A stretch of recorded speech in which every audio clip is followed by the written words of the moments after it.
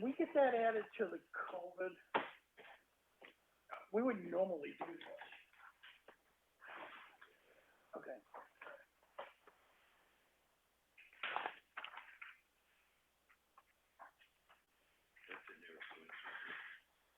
Got it. I think it's a good idea, but the money bothers me.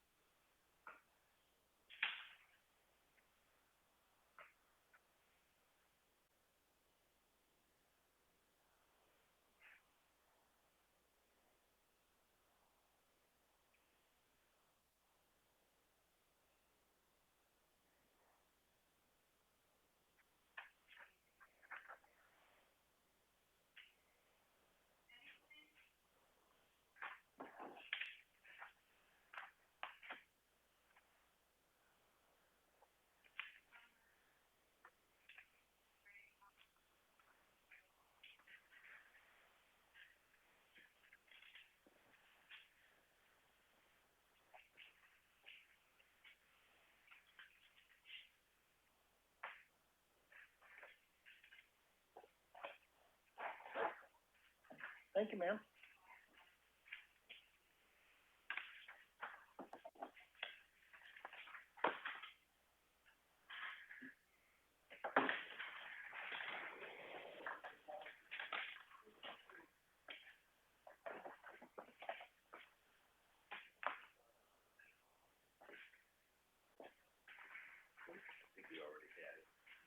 Did you have that one? I looked at one. I'd already had the action.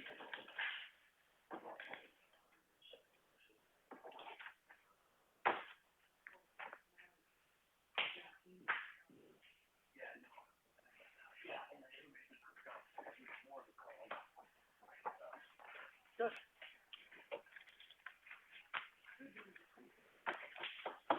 Not sure if you already got that one or not. No, I have not, sir. Thank you.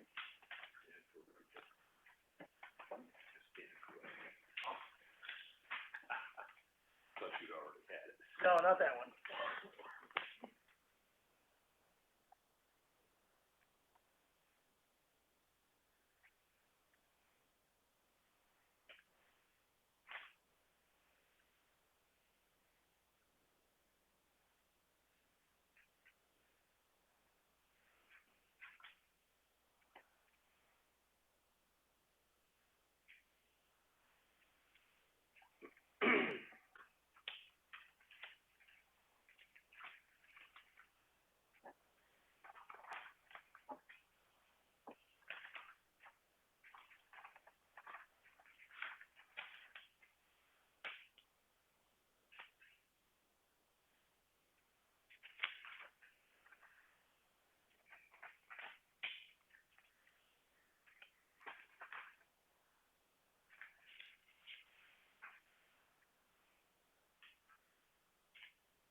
Brian, at some point today, I'd like to get a, breakdown on the sub-account for road contractor, both materials and, labor. Sure. And do that even right now while you're doing that. All right. Well, thank you in advance. I haven't broken out the, culvert. Yeah. Right, no, I understand.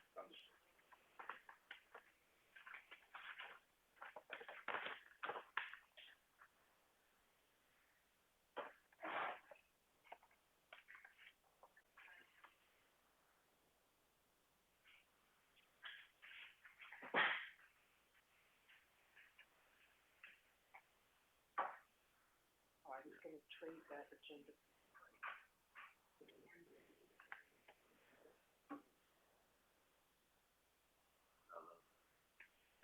That'll be in the file. Yeah, but it's not written. Just an additional.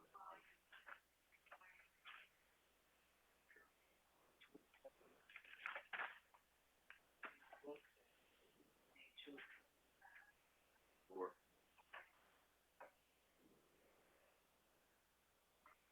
Thanks, Joe.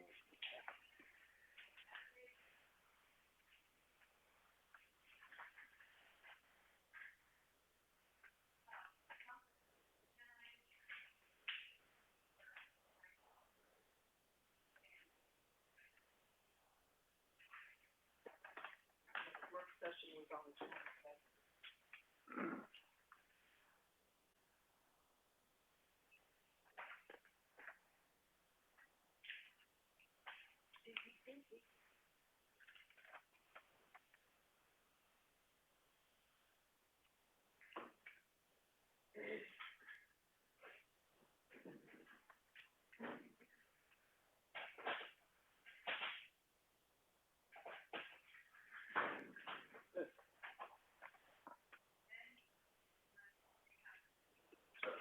On this abatement application, municipality, this was actually received in here February 25th, right? I haven't seen it, so Yeah, the town of received February 25th. I wasn't on the board at that point. I know. well, it hasn't been approved, it might have been received, but it hasn't been approved yet. There's a few in there for certain significant amounts that I see on the manifest. I'm gonna read before I sign.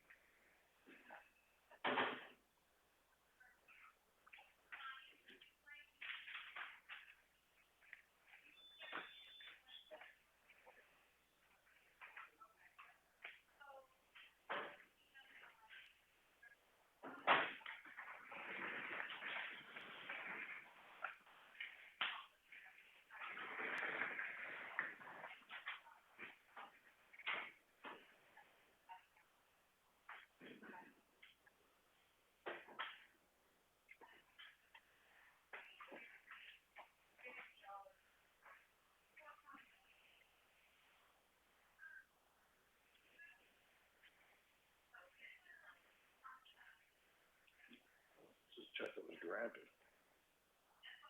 Was it? Yeah, I haven't seen it yet, but, it was granted, why are we signing it?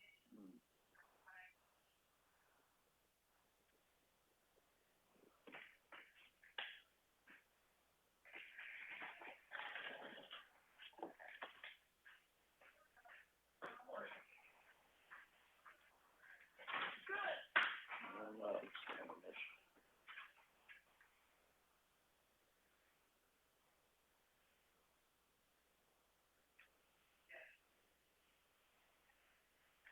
If you don't, if you've got questions, Yeah.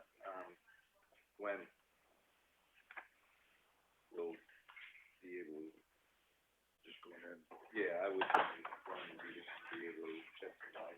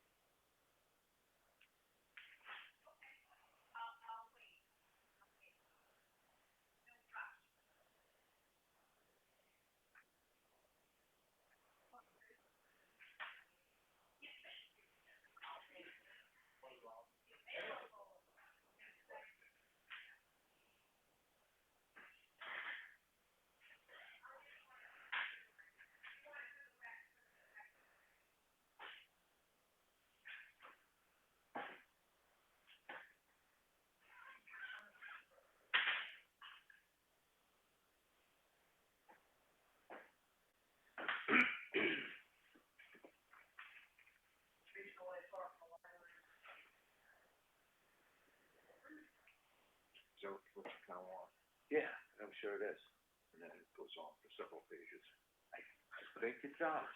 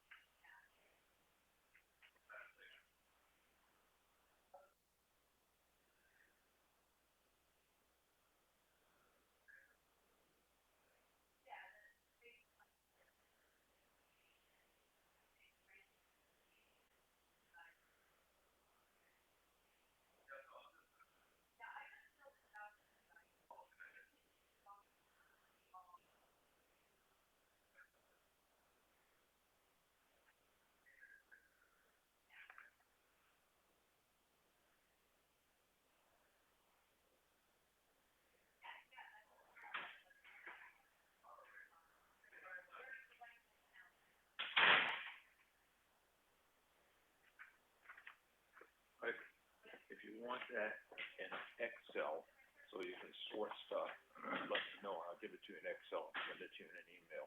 Okay, I'm probably good with this. I'm used to working with it, so it shouldn't be a problem. Excel lets you, Yeah, I know, but so if you're looking for all the Bailey Road, you could find all the Bailey Road I'm, in a sort. right. Well, I'll scan through it, and if I need to, Okay. can I sketch it? Told them to put the brakes on. And boy, it's closed off by the look of it, because they're coming in from, Well, we're still gonna do it. yeah. Gotta stop. Truthfully, I'm hoping something doesn't belong.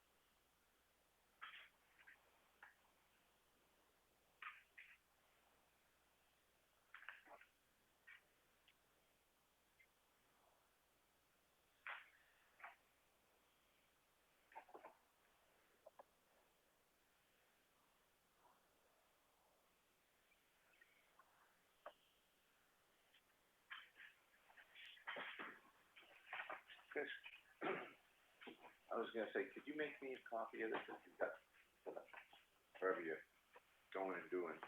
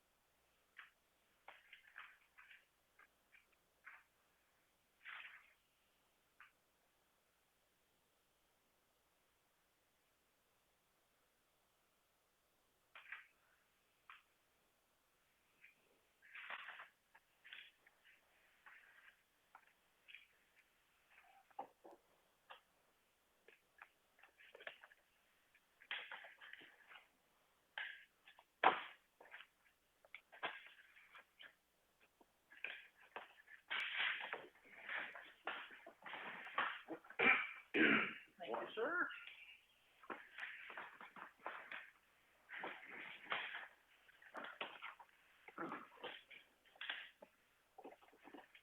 I didn't know those, that's all I have questions is, that's why I didn't sign it.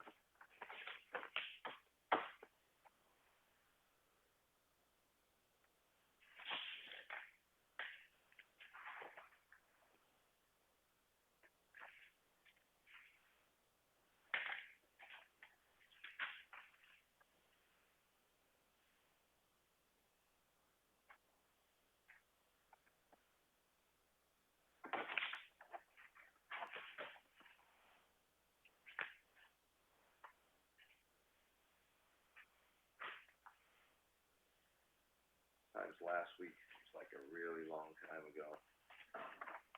Ryan, I said sometimes last week seemed like a really long time ago. I was trying to figure out why we had two sets of regular meeting minutes. It was the manifest. And It was the holiday, really. well, the holiday that pushed the manifest to Wednesday, and, yeah.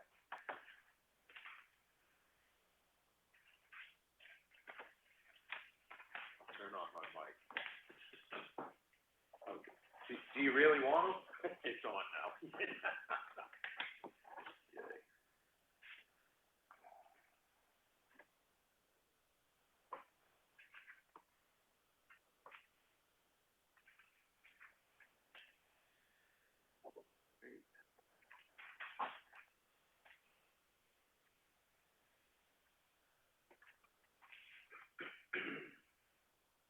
Oh, this looks familiar.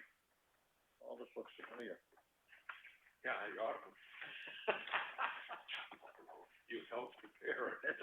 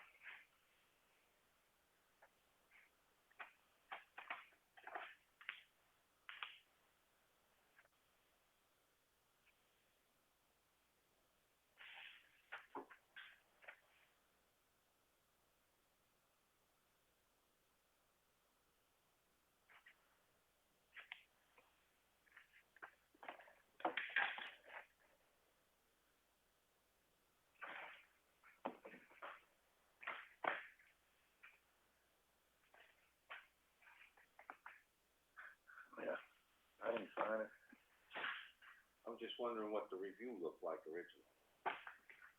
Doesn't look like there had been a review originally. How'd they get the number? And looking at some of the detail on it, it looks like whatever was done from a distance, and now we get a close-up.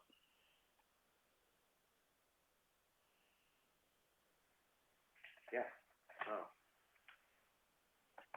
That is my point. Yep. I don't know the story as to why, because there may be a very good reason as to why we couldn't get better information at the time. Alright. You're paying the big bucks.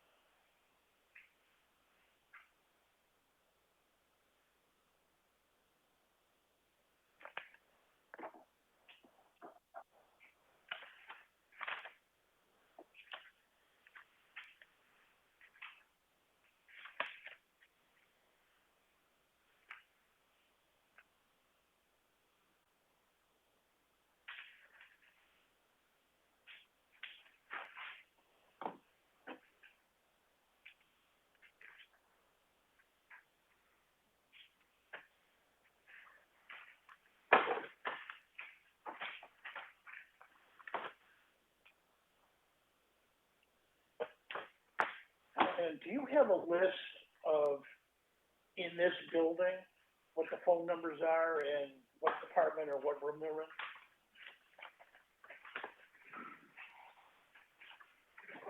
Yep, phone number, so phone number, Somewhat, Yes, that's why I looked at it. okay. loosely. We discovered this, and I may have given you this information or not, but the phone for the and the phone in the kitchen are built under the phone throw back. Yep. So, but we have a list of what is supposed to go to who. So from a quote standpoint, that list is the one we wanna be using then? Quote that came from Consolidated was based on their information, based on the line that they were supplying. Okay, That's the only quote that I've got. all right.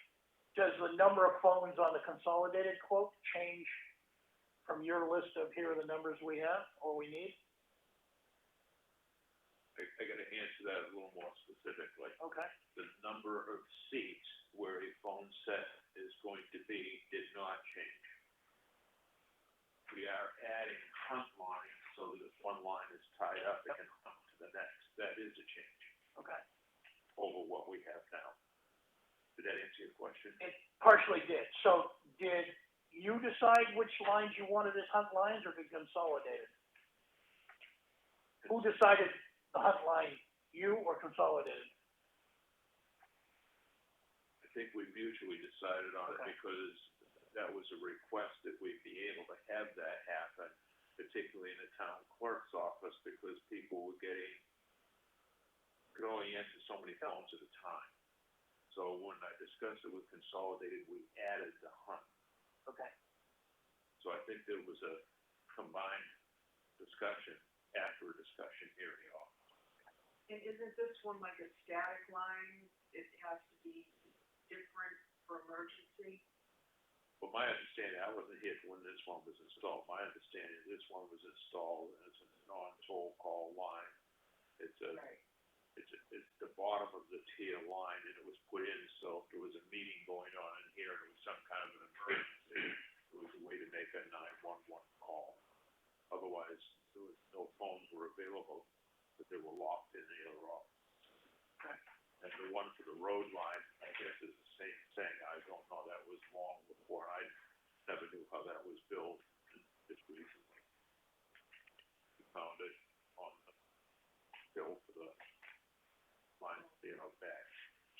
So if there's no long distance on this line and we're spending 3 hours a week on the long distance line on the phone, are we getting billed by the minute for that? $25 fee a month. I don't know the answer to that. I didn't realize, till you just said it, I never gave it a thought. I don't know the answer to that, where it's tied that line out back, probably not, but that's a probably answer. Okay.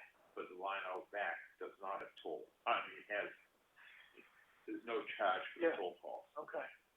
But I didn't even think of it until you just mentioned it right now. And I didn't, when Chris gave me the bills the other day, as I was putting them out to the different vendors, I didn't see any excess charges for this line in here for long distance, so, you must be right, it must be tied into the one out back. All I saw was a $25 flat fee for that line. And it's on the bill for out back, Okay. so my sense is it may be it may be an old copper hunt type of phone number. Okay. Okay. But until Chris found those two lines, I wasn't gonna bring it up, because I wasn't sure what we were charged for. Yeah. Well, I was asked by, Spectrum Ingenuity, the one that you referred over from Lenhart, for what is it we really need? You know, okay, here's what you've got, what is it you really need? So I need to come up with a written document for that, so I'll work on that today and run it by you. You could probably use the sheet that we just have posted and we give to residents for calling numbers. That's what I was thinking. That would work. Yeah, because we have a sheet, the number's there, but then there's a code that's attached to them, and, that's what we've been using for billing purposes, so we can try to keep track of what department gets charged for what. Because consolidated bill is anything but consolidated. Yeah. I just got a question on folder you're in now. There's a couple of abatements, do we get a vote on any of those, or are they just automatically? Well, nobody's been voting on these forever because nobody's had an issue, but if you have an issue on something, then we could certainly take a vote on it, or you have an issue you wanna bring forward for review, we could do that. In the past, when we've all individually reviewed any abatements, haven't put a vote on it because everybody just signed it and seemed to be in agreement. If that's an exception to the rule, I'd be happy to revisit that. Yeah, can we? Sure. Why don't we get through, Yeah. our agenda, and it's on there, so we can, Okay, we can stop at that point. sounds good. Thanks. Where,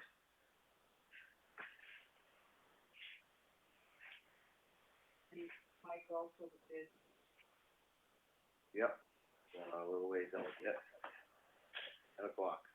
No sooner, no earlier than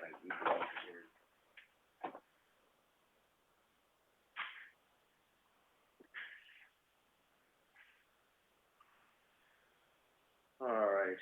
I guess everybody's through the folders. We're on track to move on to the agenda. So, first thing on the agenda is call to order at 1 PM. We'll strike the 1 PM, okay, Chris? I sure, that's my, That's yours? Okay, Okay. Brian. Straight that one. Make a motion to approve the manifest in the amount of $28,008.45. Do I have a second? I'll second that. Art seconds, any discussion? None, All in favor? all right, Aye. Hal and I. Signature folder, we had, busy week last week of meetings, so we have the minutes of, regular meeting minutes of May 26th. I'll make a motion to approve. I'll second that. Art seconds, any discussion? none, None. All right, roll call vote, please. all right, Aye. Al and I. May 26th, we had a, work session. Actually, nothing, it's a non-public, I'm sorry, non-public session. I'll make a motion to approve. second, Fuller, Any discussion? Hearing none, all in favor? all right, Aye. Al and I. Regular meeting minutes, May 27th, and, I'll make a motion to approve. second, Fuller, All right, any discussion? Hearing none. all right, Aye. Al and I.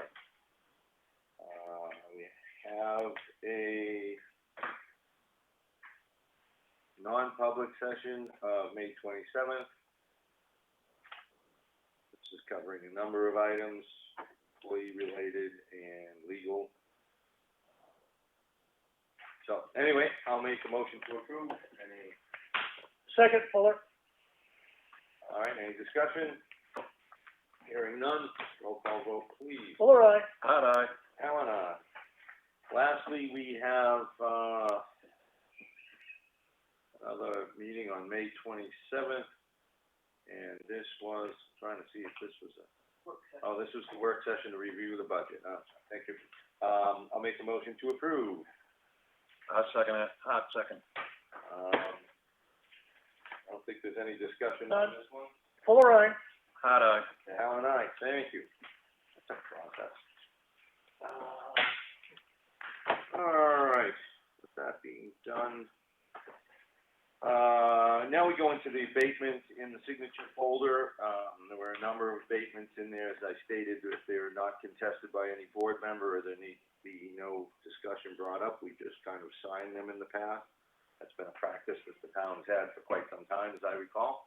But Tom, you seem to have some concerns this time around. Yeah, on two of them. Okay. On the, and just say the names. Map and lot is fine, and I think there's 3 of them in that stack. That are Right. all similar. Map 401, lot 11, sub 7-06. It's, area 7, site 6. And the other one is area 7, site 3. There's actually 3 of them. Area 7, site 4. They're all in the Ossipee Lake campground, Correct. seasonal. I just, for what we had it originally, now what they wanna abate them of, you know, different than $9,500, they're at 48. And for that area, for what's going, I just don't see why we're lowering it, everything in here. You can't get this anywhere else for this, I don't know. To me, it just seems we're lowering it at a time when we shouldn't be for this. I mean, you look at everything that's up there that they're part of. That's a campground. Shorefront, waterfront. Well, I mean, the whole campground is, but they use the beach and everything else up there. yeah. There's a lot of amenities that go along with this, I feel, and I think the area, and that's just my opinion. I don't, in this time that we're having with, you know, with money here in the town, I don't think this is a wise decision, but that's just my opinion on this. And Well, the money is kind of a separate thing. It's the value is the value, and that's what well, we're going to be collecting less, correct? So I guess well, that's right. you would be, but you've got to assess the property fairly. But I'll turn this. The decision point's not the money, as Mike said. Is it equitably valued? And from what's documented there by Avatar, it's obviously they never had set foot in it previously, so they were doing it, here's the value from a distance. Now they're getting inside and seeing specific information. That'll change an assessment. I guess I could offer that what I read in there is due to COVID, they're not actually going physically on site now, and they're doing this through a lot of pictures and stuff. How do we feel about that? I don't, you know, that might be another discussion point as to whether, once again, you're really not there, physically viewing the property. So, what's our expectation of accuracy? If you notice, every one of these letters is the same exact wording, except for the numbers.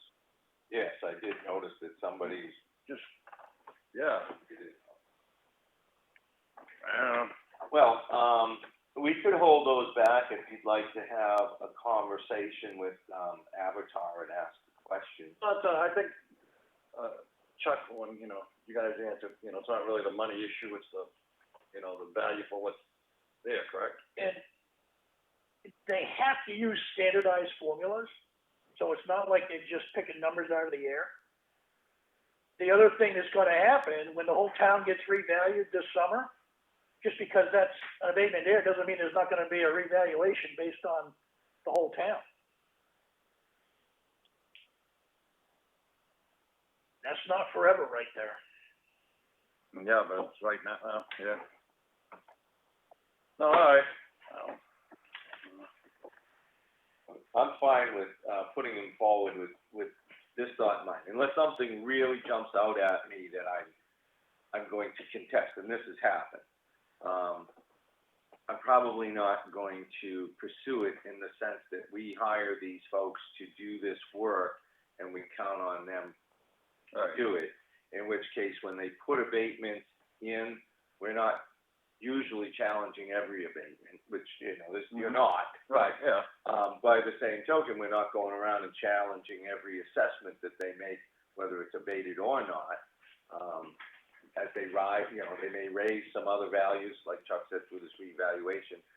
But we kind of contract to them for it. So if you do have an issue you'd like to explore, the thing to do would probably to hold that back a week and afford yourself some time to discuss it with the assessing company and the specific assessor who did this valuation. And I'm happy to, I'd be happy to give you the time for you to look into it if that's what you want to do. So would I. Yeah, can I? Yep. Yep. And we'll just, not process that off with Glenn, if you would be kind enough to. I just wanna learn a little more about it, that's all. That's the one. That's all three at Ospey Lake Campground That's and, the 9,500. yeah, you'll find them under your, Yeah, 95, 46, 16, and 9. 10, 5, and 11. On the, agenda, they'd be 3 through 5. For 5. And, Numeral 3 through 5. All three of them. Oh, okay, you're doing all three of them.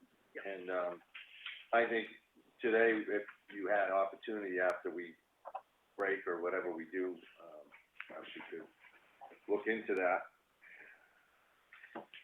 All right then, we'll just hold back on. Action folder, we have a, public hearing notice for review. Is that good? Yeah, I don't think we need to say that where we're having it because of the location. You have the time down in there, I believe, on the date. So my only thing is having some interaction. We should probably have a number that we could actually call in to have somebody speak to us, because it's a public hearing. We need to, one thing is to take emails or questions ahead of time, but it's an in-the-moment kind of process. So that's the only concern I have. All we gotta do is remove the mass mute from the software and people could, they're dialing in, can speak. Okay. And if that, what other options do we have for any other? We don't. We don't really? Not outside. That might be the only other thing I thought of, but I still don't know that what our compliance level. I mean, if we did it early enough and it was a good weather day, we could be outside, but we'd have to let people know 10 days in advance. Right, yeah. So that's kind of a hard thing. So I guess we're just gonna have to open up the phone lines and see how that plays out. So I guess that would be the one difference is to let people know that they could call into this number, in the codes that we would use, and hopefully people will be patient, wait their turn, free for all. 15. You could modify it to that. All right. If we can, and I'm gonna put a little plug in for a push here. Okay. If we get the phone system in, then we can have Zoom and make it a whole lot easier to do these hearings. Oh, yeah, absolutely. Chances are we won't make that deadline, but if we were able to, that would be great. So you want a 10-day notice? Yes, it needs to have a 10-day notice, and, that goes out to the newspaper. A minimum of 10 days, and usually when you're noticing, you have to have at least 11, roughly 12 is desired, yeah. Yeah. Okay, so are we good with that hearing notice, or any more discussion on it? Good. Oh, okay. The assessing, That was put in because the assessing clerk asked me to put it in. yeah, and I had asked her to look into that. Now, obviously, at the price point of almost $2,700, that wouldn't be something we would do this year. It is something to probably discuss the merits of prior to us getting into the budget cycle. And probably taking some feedback on, from the assessing clerk, Glenn, and other people in the community as to, what the value is of that function. It seems a little more pricey than I would have hoped, personally. And that's with the full mapping, item that you can pull out, move in and move around and see the tax maps, but, anyway, anybody else, any thoughts? No, at this point, it's expensive. All right. Had to know the answer though. Mail review, Camp Maris letter, apparently they are not going to have a season at Camp Maris this year. The elderly exemption letter, state. That looks like that's something that gets mailed out every 5 years by statute as a requirement. Yes, I didn't know it was a 5-year thing. I thought, quite frankly, it was an annual. Well, I was reading the letter that came in. It said 5 year. I thought, oh, okay. I But caught when that. people get it, it's because we're at the 5-year mark and we need to update their information. And I would assume that is, and that's, I know, gonna say I know, but I assume, there you go, that it is in a 5-year cycle coinciding with the revaluation, because that information would carry over for the assessing portion, because it affects that. And if we needed any more clarification or verification of what I perceive, you could, again, talk to Glenn. But Brian, you had. Well, I know the budget committee chairman's listening. I don't know that anything was budgeted for the letter cost to produce all the postage for it. And I'm somewhat concerned because they missed budgeting for the inventory and the postage for the inventory, which is why those line items are way over already.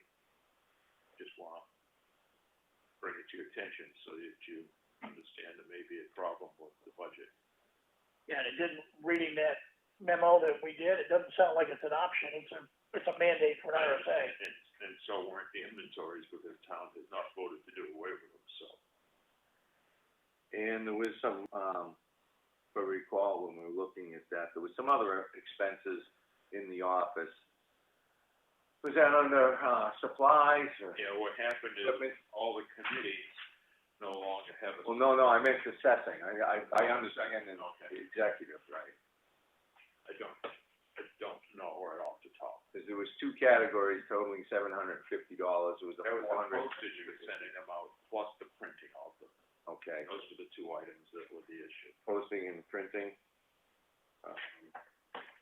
So I know there was 2 categories, and I'll review. But yes, there was budget concerns there, and as well as all the supplies that got moved to executive that never were realized from those boards that carried over. So yeah. And nobody increased executive by the amount that they took away from the other committees. And that was an unfortunate oversight. I think probably those decisions. The executive was probably established first as a budget. We went in through and made some adjustments, and nobody had the good thought to go back and adjust. So that was a collective, little skip, I don't know. So yeah, we'll have to catch that this year. It will be part of this year's. I don't doubt it, and I'm sure Brian, when you prepare that executive line, will capture that, and we'll be making sure you reviewed the other budgets to get that. All right, so having Chief Burbank back in the room this week, we get a fire department report. We know we have it in the folder, but is there anything, Randy, outside of take the locks off the windows when installing air conditioners? Any other helpful tips from the fire department? No, we're continuing doing our weekly welfare check. Do you have any questions? Do you have any luck with a meeting for ambulance response to fire alarm? No, not a lot of activity coming back, and I put out something else with concerns on, that you have about the number of calls and such. And I did have a talk with John Hatch, and I didn't see anybody else getting back to Mike Brooks, who's, the hub for the information on that. I would say that John Hatch said that, actually, these calls are budgeted for him. So as they move all the equipment around, I mean, I foresee an extra cost on fuel, oil changes, wear and tear, maintenance, maybe pushing the personnel a lot to shift, because they shift all their equipment every time a call comes in and a bus, truck leaves, everybody moves a location, everybody shifts. But he says that's part of their program, and they're fine doing that, and that's how they do business for the most.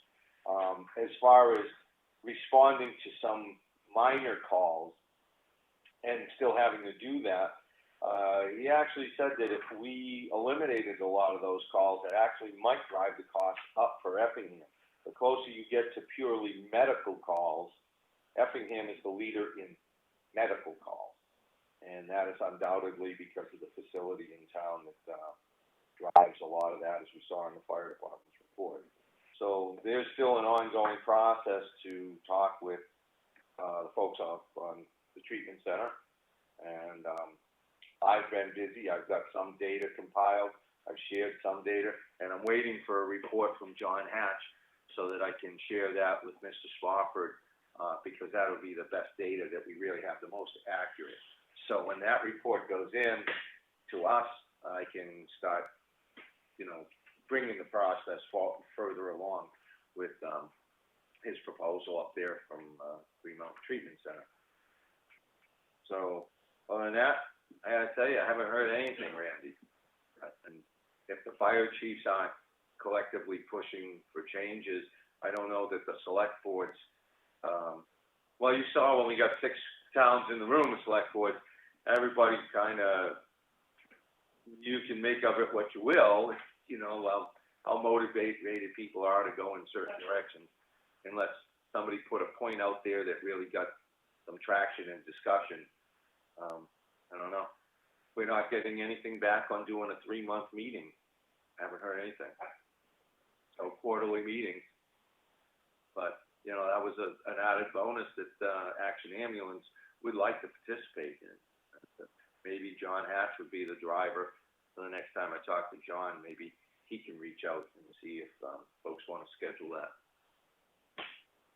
We're gonna be having an auto extrication class coming up. Before it gets too long. And we're gonna invite the ambulance service. They should be there. Well, because they'll be on C, should be out. Yep. Just today, try to get familiar with their equipment as well as they get. I can't imagine that John would do anything but welcome that, because that seems to be what he professes, working with individual departments and training. Excuse me, what is the name of this training? Auto extrication. Auto extrication? Yes. The fire alarm ordinance. Yes. I'm still working on the false alarm ordinance. No issues with the computer. Anyway, changing fonts and everything. Call them instead.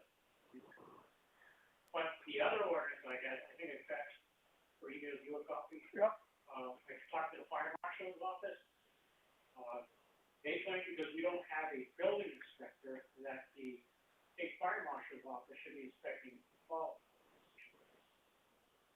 I said, I can't the fire department do it? Because we have 2 licensed people who inspect it. They said, well, we could do it, sell it to the town.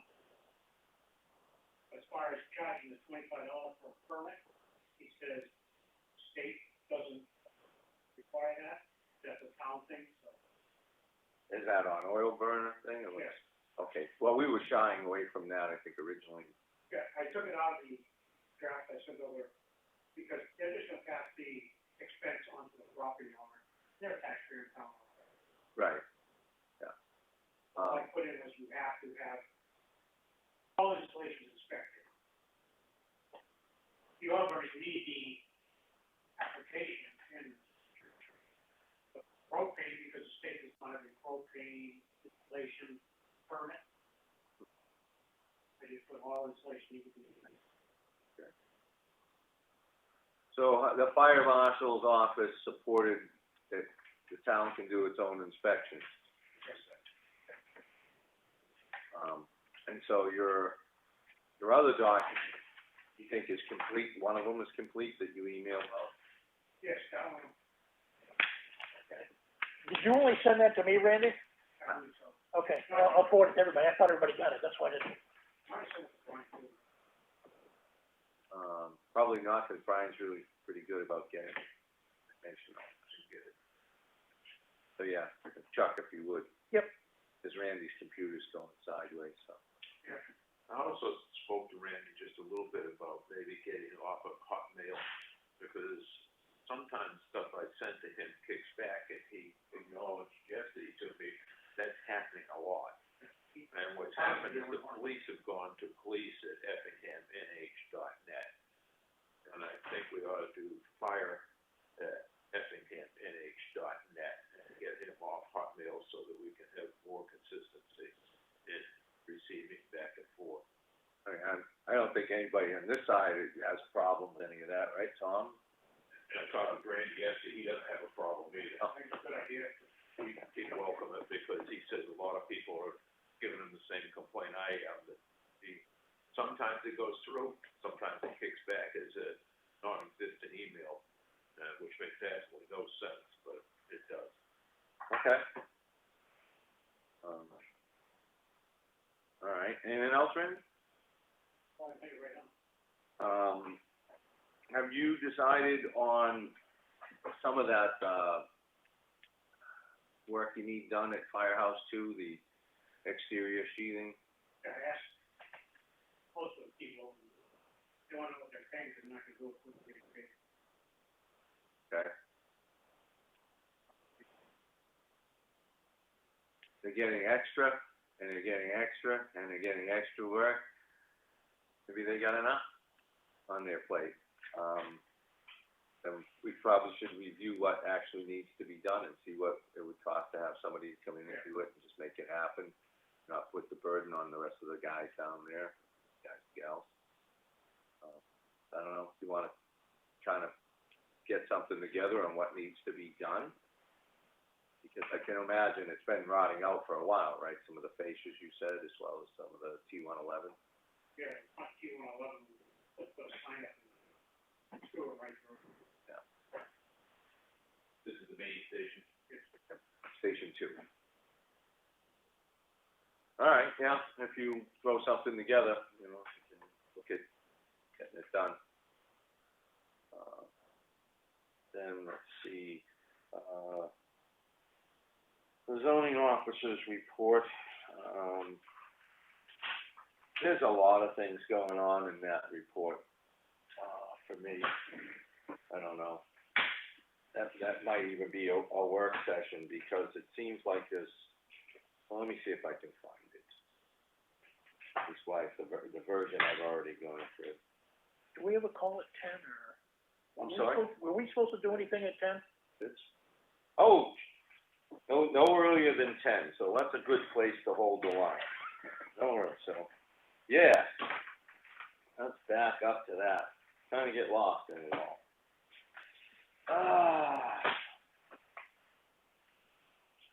So, while I reach for those, Chuck, I'm gonna turn this over to you. This is an emergency, management consultants thing. It was from Eversource. It had to do with lighting and stuff, proposals that a few years ago I had done. It was one of those free come and visit things, so I don't know if there's anything really in there. All right, I'll take it and review it. All right. So, we have 3 bids here from, 3 companies. Before I open them, one of the things I think was an oversight on my part when I put these together, the proposals went out, was that I don't believe I included a unit price. So I'm just gonna say up front that that's probably going to be, something we're gonna have to dissect the unit price per ton, provided all the labor is probably included in the price, because it looked like we were doing a bulk price. So, I just wanted everybody to be aware, before I open them, that's gonna be, something we're gonna need to look into. Should everybody have just put a lump sum, we're gonna need to do a little dissection. Here's my paving stuff. All right. So, one of the things we have here is our procurement ordinance, which just want to make sure we're going to follow all of that.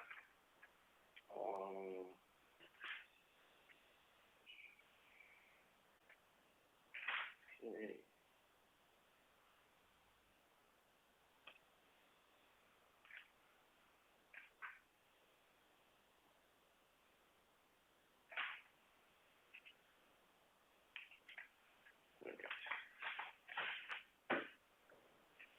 All right, the first one I'm going to open here is from GMI Paving Specialist, 288 Laconia Road, Belmont, New Hampshire.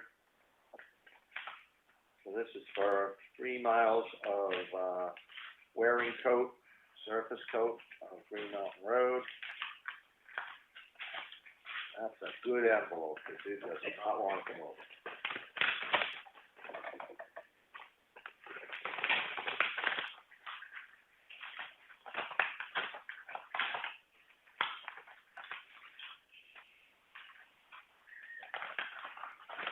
That's a fight on it. Oh, yeah. Reminds me of Christmas. There's not going to be much left of that package. All right, so let's see what I got going on here.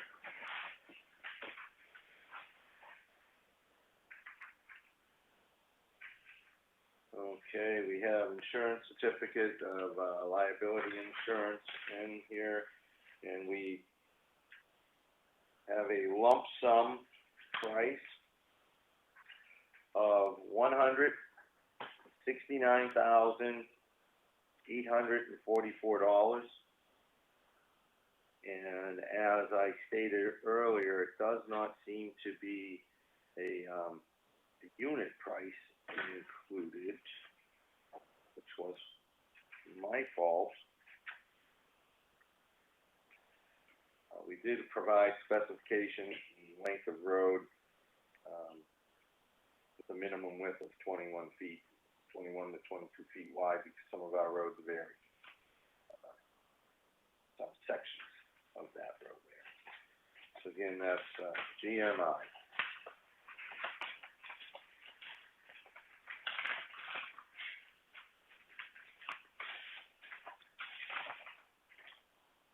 Next we have Bryant Paving, and I'm not sure where they're out of. Fun part is they've got an identical looking envelope to deal with. Yeah, get one of those letter openers. Oh, yeah.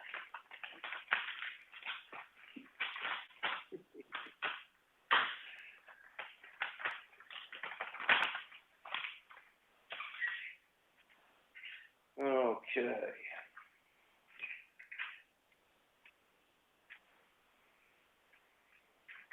Included.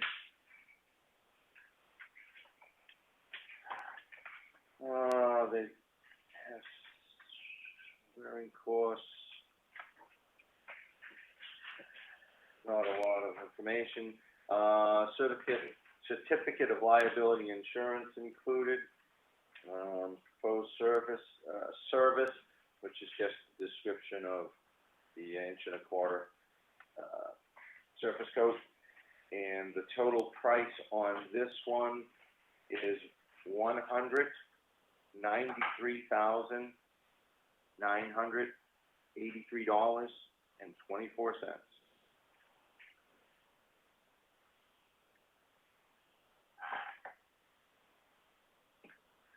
Was Bryant. Get this genie Like, back in the say where they're out of?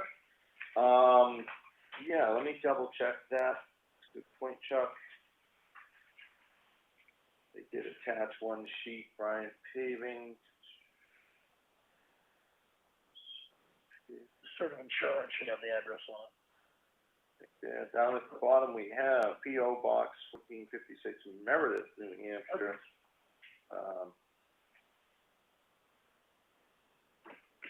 Waffle Street.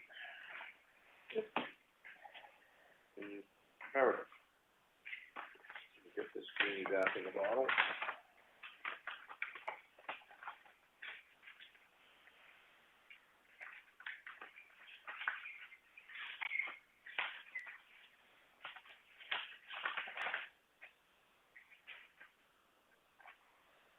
Next we have R&D Paving, Franklin, New Hampshire.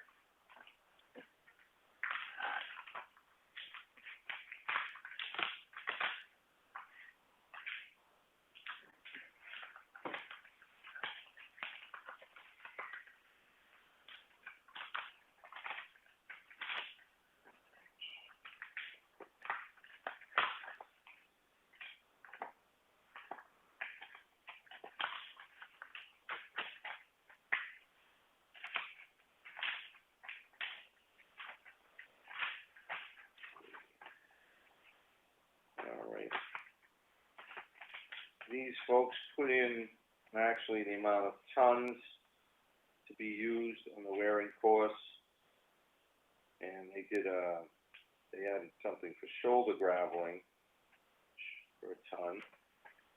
I don't think we had asked on this particular project. And they have a certificate of liability insurance.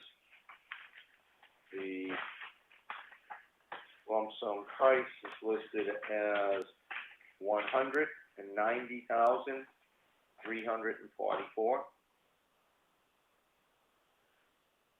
No cents.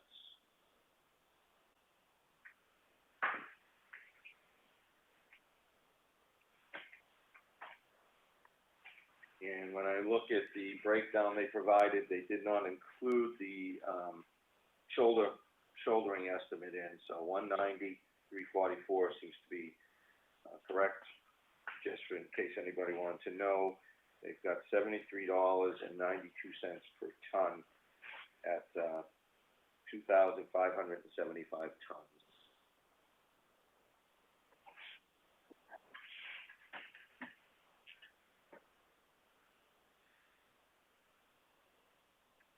All right. Package these back up in their folders, and we can spend some time on our work session going through and addressing any issues, questions the board may have.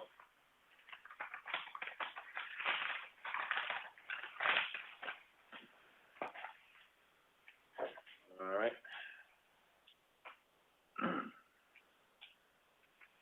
That being done, it goes with the folders.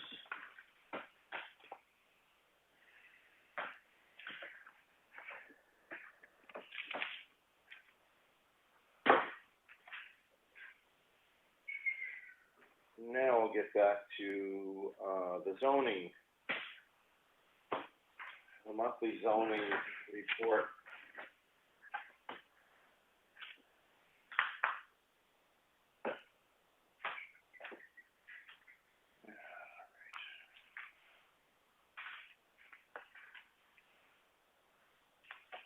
So, a couple of things on here that caught my eye anyway, outside of, well, some of them have been on here a while, and we asked about that not too long ago, because we had a number of things that have been taking kind of a long time on follow-up letters, it seems. We have something that started on 7/9 or July 2019, and it has 2 action letters, and there's columns for 3 that typically get sent. So the third letter never got sent out, or it's not recorded here. So I don't know what the status of that is, so we might want to ask that question. And then, the next item on, let's see, December 2019 was deck. It seems to be waiting for a shoreland, approval and the variance. But it's been quite a while, and I'm unaware that there's any permit update here. There's, as far as I know, no variance has been filed with the Zoning Board of Adjustment. So I think that's another question to be asked, is why, what's going on? I mean, it's, if people aren't filing, I think this needs to go next level. Then there was an issue here that started in February of this year, and it has two dwellings, and I don't know what that means, if one of them is supposed to be an ADU. It says there's an inquiry in progress under letters, and it has a new septic system, which we actually just saw in our files there. So there's a new septic system, but for what? I don't understand. If this is an accessory dwelling unit, well, this year it's a barn, and it says it received a permit. Looking at the size of the lot, which is under a half an acre, I believe it's 100-foot wide on the front, on the road, and 200 feet back, if I recall correctly, which kind of tells me if that barn isn't exactly dead center of the property, it's probably infringing on a setback, which would again be a ZBA issue. So I guess I'd like to get a little clarification from Rebecca on, has that been looked at? So I guess the last one is actually, looks like it's two things in one, which makes me rather concerned. Is there was a filing for an ADU. The checklist was sent to the planning board. It was rejected due to not having the proper septic design. Hasn't been applied for, hasn't been approved. There's no, when I asked for the information, that the existing septic system information, that, as far as I know, hasn't been received or asked for. Now I go down and I look at the last entry on the report, and it says 5/29, May 29 of this year. It's the same location, same owner, and we have a studio addition with a 12 by 18 connector, which I believe is exactly what the ADU was, a permit issued, a statement saying no plumbing, no bedrooms, convert to ADU when septic plan. How do you do that? I don't know that that's a proper function. I don't believe it is. You put in what you're building, end of story. I know that the planning board refused to allow this to go forward without septic, and they weren't allowing conditions of an approval. And to the best, I mean, everything I've got with subsurface is that for the town of Effingham to be compliant with the state, you need to go through the septic approval process, whether that's getting a design made or an installation approved, you know, to be put in, approved for construction by the state of New Hampshire before we're supposed to issue a building permit. So what's going on here? I think we need to have some questions, and so we have a scheduled call later in the day to follow up with Rebecca. So those are the things on my list there for that portion of the report. There's a two-page item, which when I get to the tallies of what's being constructed in town, we have a June 1st date, so it's reports for May. So I guess this is why the ADU in April may not be showing up, because it has permits approved and there's nothing in the ADU section. But it has 3 additions, 1 with living space, and it has 3 accessory structures. So an accessory structure can be a garage or a barn, for example, and one is listed as a barn. taking accessory structures first. I don't know what's being, oh, shed, I see another column, there's some sheds there. I'm just, I guess now I have to ask the question, are these sheds and is this barn, are they going to later get plumbing and stuff? I mean, that's, now I'm kind of concerned, what's the practice? And then with the, additions, I've got 2 porches or a deck, but I have one with living space. Is this one with living space gonna have an additional septic load? So I think what we're gonna need to be doing here, my suggestion, is to be getting the building permits and the supporting documentation weekly supplied to the town office, so that we can have that available to us. But I don't, things seem to go through the cracks. Yeah. And, So we don't get that information now, huh? Supporting documented permits, that, well, we're not seeing it. The permits go into the office. The supporting documentation, I tried to get that before. In fact, I think it was Lenny Espy asked for it a few years back, and I wasn't a selectman at the time, and I was pushing for that, and it never happened. The permits and supporting documents were supposed to go to the planning board. What I've seen over there is simply just a posted permit, which doesn't tell you anything about what's taking place. And now I'm not even seeing that in the last few meetings that my mind's saying that maybe it was in a folder that the chairman got and didn't pass out, but I'm not seeing it. So these permits essentially are from us. I mean, we have her in there, she does this work, when she issues a permit, that's basically it, but it's on the authority of the Board of Selectmen. So I think I'd like to have better knowledge as to what's going out the door in our name, but that's just me. absolutely, I think we need documentation and a copy of the permit on everyone. Would it be monthly sent to the Board of Selectmen to review?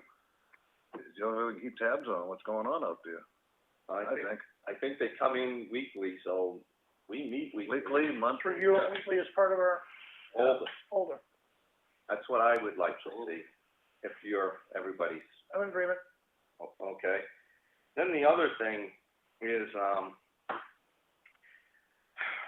details of a monthly report, activity log, and then down the bottom is a breakdown of, number of days worked.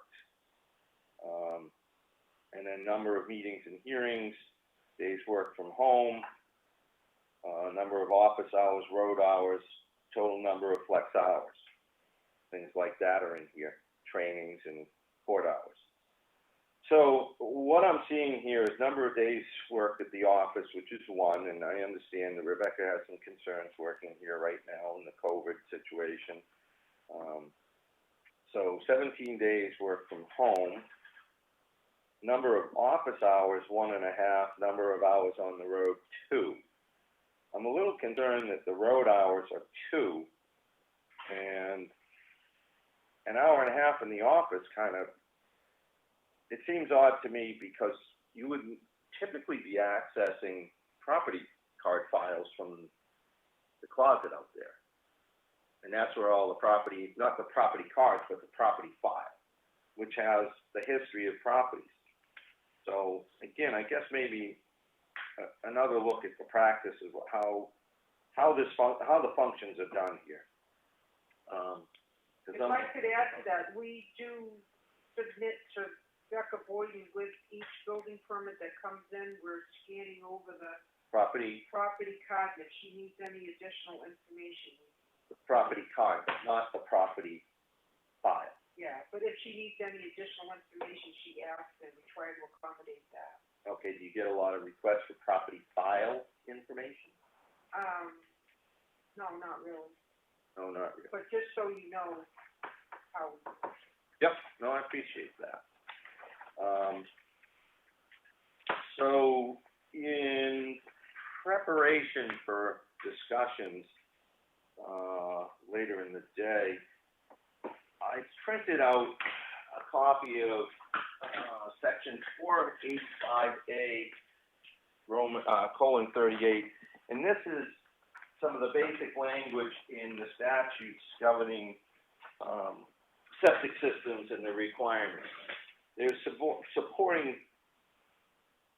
information under environmental codes, and I'm gonna say, I think that's, 1021 through 24, which I didn't print out for you, but it outlines what the state's requirements are. So, I'm just thinking that maybe we should have a greater understanding of what should be requested from the zoning officer for information.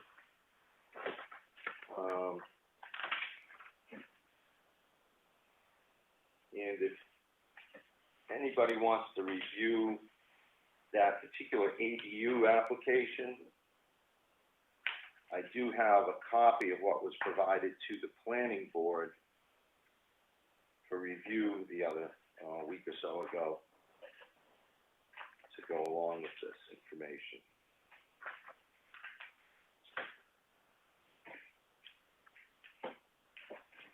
So, the next thing is on zoning related, essentially. Yes, sir, Mr. Hart. Going back on this, after the building permit's issued, it's on the, people got it posted on their house, whatever they're doing. Does anybody go back to see that they're doing what they said they were gonna do for that permit? I think that would be a question for Rebecca. What is the process that she undertakes in doing it? Like, my example of the barn, it would have to be perfectly centered on the property to meet setbacks. Right. I mean, you write a permit, how do you Well, you answer review that? that first, that's why you wrote a permit on that scenario. You would think there was Review the setbacks now before you go. you think that discussion would have taken place, and, Mine is, once she issues that permit, does she go back and see that, okay, well, they said they were doing this and this, but yet they're doing this on this one permit? well, I that's a question for Rebecca, and there again, it's in that whole 2 hours of, looking at a couple weeks worth of time in town and reviewing these things in a 2 hour process. Maybe all it took was 2 hours for what was out there to look at, and maybe she's doing that. But I honestly don't know the answer, so I would say, ask her. All right, thanks. So moving on to my next, item is, way back in my ZBA career, there was a case before the zoning board of adjustment, and there was a slightly different set of rules back in the day, and it looks like there's an application to have a variance for a shed on a very small property.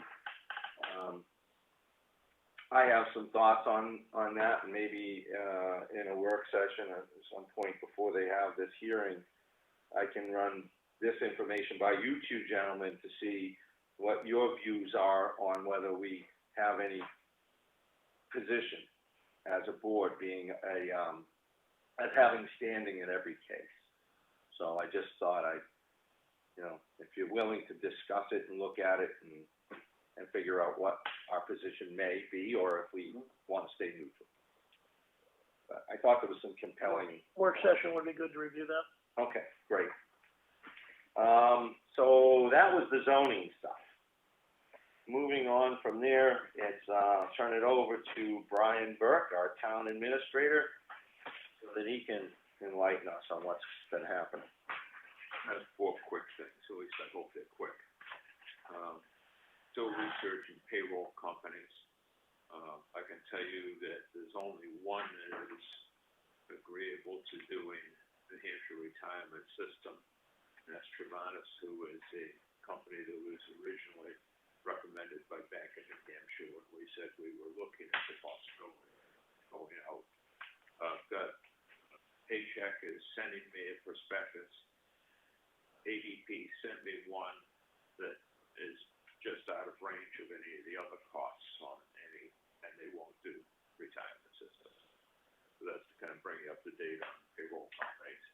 I'll try to get some more work on those next week. I don't think I'll have anything for the Tuesday meeting because I'm still getting caught up on some other stuff that you people put on my plate. submitted, for the CARES funding, which in New Hampshire is Gopher funding. I've looked at FEMA, and we've talked, and the fire chief and I have also talked, what he thought they would fund 75% of, they won't fund 75% of because it's only overtime, and we don't have any full-time people that have overtime, so they won't fund it. But the CARES funding, which in New Hampshire then becomes Gophers because it's the governor's office, I can't remember all the acronyms, but anyway, they will fund it. So what I have done is I have put together the spreadsheets for Gophers and the application, which initially had to be on Friday. They gave everybody a reprieve to Monday, yesterday, but it was in their hands, I think, fairly complete, and I'm saying fairly complete, because I've asked Randy to give me a breakdown, so of, each firefighter that went out on checking people. A welfare check? Yeah, endangered people for the COVID. Each firefighter, their rate of pay, the hours, and a location, not a name, but a location where they went, so that we can do a cost assessment to make sure that we aren't in violation of the COVID-19 funding. That request requested $9,753.58 refunding back to the town of Effingham for expenses through the end of April dealing with COVID-19. I think I've captured most of it. I don't know as I have captured all of it. It was a kind of I got this on Wednesday of last week, so I had to get it done by Friday. And it's done, and it's been submitted, and they've accepted submission, so they do have it. Brian, if I can hold you there for a minute. First, thank you very much for putting in the time, because I know that typically if you work on a Wednesday, you're working on from home, and the same with Friday. Friday's typically your day off, so thanks for putting the big push in. I know you were here quite late on those days working to get this stuff done, so thanks a lot. Thank you. My question, I guess, now is that's $9,000 isn't huge in the scheme of things in the municipality, but it is a chunk of money. How are we holding up, like, covering this? What's our guarantee we're getting money back, or is there any, like? The money has been received by the state of New Hampshire from the federal government. Okay. And the way the state of New Hampshire made a decision on how much each town would or would not get was based on population. They just divided out the population, so the maximum amount Effingham can get is $35,250. $250. Okay. I remember that. Okay. $35,250 is the max that we can get. State already has the money, so once they approve the Gophers paperwork, they'll send us $9,753.58. Okay, so let's call that $10,000. Roughly, we've got $25,000 left. We must have some competing revenue needs with other things that have been taking place for that money. Well, I'm trying. First of all, I'm trying. If we get the phone system in, and that the phone system's not got qualified, but the system that would then set up to go to Zoom, so we could have live feed of selectmen's meetings, planning board meetings, zoning board of adjustment meetings. That all would be covered by the Gophers funding. Okay. So that's a cost. Deanna and I keep talking because I'm trying, and we don't know the answer to this yet, but are we going to have to get those needs that we need for the elections done, purchased, so that we can apply for the money before September 1st? There are 2 dates with the Gophers. Initial drop dead dates. The initial one, I believe, was September 30. The new one, I believe, is September 1st. I suspect that has to do with the federal government's budget year and how that has switched. But if we've got to do the stuff for the September and November elections that we need, then we're going to have to decide what that is and get it purchased so that we can apply for the Gophers funding. It may be that there'll be another funding source coming from the Secretary of State's office dealing with the election. We just don't know the answer to that, and Deanna and I are trying to follow that daily to see if we can get that pinned down. I suspect, and Deanna and I have talked, and we've kind of decided that the additional cost of the town for the elections is probably gonna be in the neighborhood of $10,000. That'll have to deal with mailing because of absentee ballots, it'll have to deal with additional people to count ballots, because a lot of the ballot clerks that she's had in the past have said they are not interested in being ballot clerks because of COVID-19. So we're gonna have to look at that. Deanna tells me there is a great deal of intense labor in counting absentee ballots correctly. And so that's gonna be an additional cost. They're going to, I think it's tonight, you're going to try a drive-through at the fire department for the purpose of, the supervisors of the checklist, which will give an idea whether that is a possibility for the general election, the primary, and then later the general election. We're looking at the fact that you could have pretty bad weather by November 3rd, which is the date of the general election. We're kind of hoping that in September we won't be too bad for the primary. But if that's the case, it'll be, and you're going to use a drive-through in the fire station. Fire chief and I have we've talked about the possibility of renting some propane heaters that you put on your porch, because the doors will be open, so they'll be vented. And those costs are also additional costs. If it's not going to work up there, then we're going to have to design something in here. And that may be costly for plexiglass and a lot of other things to be set up to allow voting. So I guess that's what we're trying to work through. Deanna and I talk almost daily about possibilities and what we're trying to think of all the things that could go wrong, because even if we think of what we think are all of them, something else will go wrong. So we'd like to have that list pretty well taken care of. But she and I both think somewhere in the neighborhood of $10,000 to cover the cost, and we just don't know whether that's got to come out of the COVID funding, or whether it's going to come out of the Secretary of State's office or another funding source. Because there is no guarantee that the federal government will give another block of money. They've already given this block of money, and New Hampshire has it, so we're okay for the $35,250, I believe. That's here, and it's already been divided out by towns. What's going to happen after that? Whether there'll be another funding block. Okay. Again, if we're down to 25 and we need another 10, that leaves us 15. The drop box outside, and there's probably in this. Well, that's my point. There's probably some other funding Yes. in this. The drop box is in the 9,000. Oh, it is. Okay, I thought that was strictly the fire department's activity. So okay. No, that's the total that I was able to glean out of what I had available to me that was COVID related up until the last day of the month. Of May. April. April. It was March and April. Okay. So now that's my next concern. If there's $15,000. 5 months to go with 15 grand, there's a budget issue here. So May, I don't know how much money the fire department is putting forward for this activity in May. Let's say I'll be 16,000?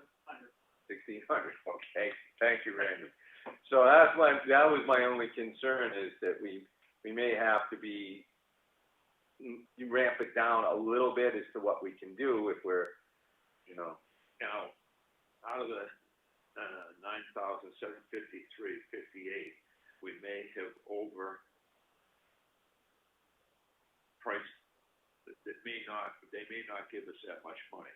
And the reason for that is because initially Randy thought this was going to go to FEMA funding 75-25, and we'd only get the 25% out of the COVID, and the 75% would come from FEMA.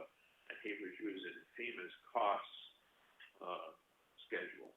COVID is actual cost, not the FEMA cost schedule. So we may have some. So they may disqualify some things. Well, we may have reduce the amount the next time because we got too much this time. In other words, we'll figure out exactly what it costs us next time, and we'll figure out what they allowed on this one here, and then they will deduct the difference from what we get the next time. Okay, so, Does that make sense? yeah, before I go to Chief Burbank here, do you foresee any big expenses for the town, you know, to run the business here that are gonna be COVID related for this Gopher Fund that we should be considering in this discussion? I think you should consider your live feed, because I think that's something you're all definitely wanting. I think it would be beneficial for the townspeople to get that set up. We're using the phone now, which I believe is in legal compliance, but it would be much better to have the live feed. And that's probably gonna cost some money. We've got the reduction in some of the costs that I gave you last week, but I can't remember. Yeah, for the equipment, you got that down to a very reasonable price point. Now it's a matter of whether we can transmit out on new lines and fiber optic or potentially the existing lines, depending on some information. The problem now is we just don't have the bandwidth to feed, live feed. And before, what was happening is they were videoing it and then putting it on YouTube. But what we would do is we'd be live feed. Right. So, but that's part of the cost you're gonna be looking at. So is that just a camera and all that, or is that something else? That's the camera, that's the computer to run the Right, that was feed. that quote, which Yes. is under $1,000. That's like the point of big ticket items. So if you're not seeing big ticket items, I am not, but that doesn't mean they aren't gonna appear, because we have no idea what the pandemic is going to do, whether it's gonna slow down, increase, stay the same. There's a lot of speculation, and I just don't know the answer to that. well, I guess what I was focusing on what we do know and what our anticipations are to deal with the situation as it stands right now. Then I guess I'm gonna ask Randy, because I think Randy wanted to, well, go ahead. Randy, did you have something you wanted to add to that? The reason I put in the money we do is because, first of all, the volunteers, we don't have a set rate. For hourly rate. We have a stipend. And when I was looking into, the only thing I found is 2018 FEMA reimbursement for volunteer hours. And their rate was $17 an hour. So that's what I put in for. That sounds very reasonable. That's the reason, $17, that's what they were reimbursed. Okay, yeah. Like I said, we don't have a actual, we don't get paid by the hour, point system.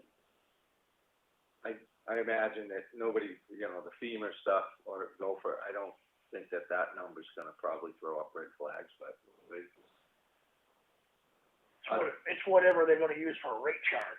right, but that's reasonable, and having all the dealings we've had with some of these other, things like at the town hall library for rates that get put in, it doesn't sound out of line by any stretch, to me. And, did you have something, sir, before you leave? No, it's just nice and cool in here. Okay, no. Unless you got anything for me. No, it's always nice to see the PD out there, so, To keep the tires around. there you go, Always to get flat spots. only on the bottom. Mr. Hart? Yeah, just touching, you were saying, on the election, you're not sure on the monies, you're not sure what they're gonna need for the drive-through if we, that work. What about if we reach out to North Conway? They just did a drive-through, see what extras they might have had to purchase in order to make this successful, and what the down points were, and. I believe Deanna is talking. Oh, okay, good. We're more concerned about the time of year. That was fairly warm, and Right. And it was the other thing is, in Randy, I have not been there, so, yeah. But Randy and Deanna are telling me that it's not a straight drive-through at the fire station, it's a drive-in. Right, turn. And tonight we'll probably tell you a lot about how that's gonna work or not work. A line of cars on 153. We're gonna have to do a few, Oh, there's an entrance further down, you could get probably 20 cars and okay. before you get out to. Good to know. One class that they do will be signage, Okay. which I want to know. But I'd like to plan for snowstorm and hope for great warm weather. All right. And just, Randy, your signage, are you looking at, things from the lockup, the county prison? Basically, the sign is for, vote here, enter here, like I said, it's not being the main entrance, it's further down. No. We'd have to have, like, somebody policing traffic wise, that'd be another expense. Somebody be in the front, fire station, cover, move down, you see a sign down there, come through, left phone set up.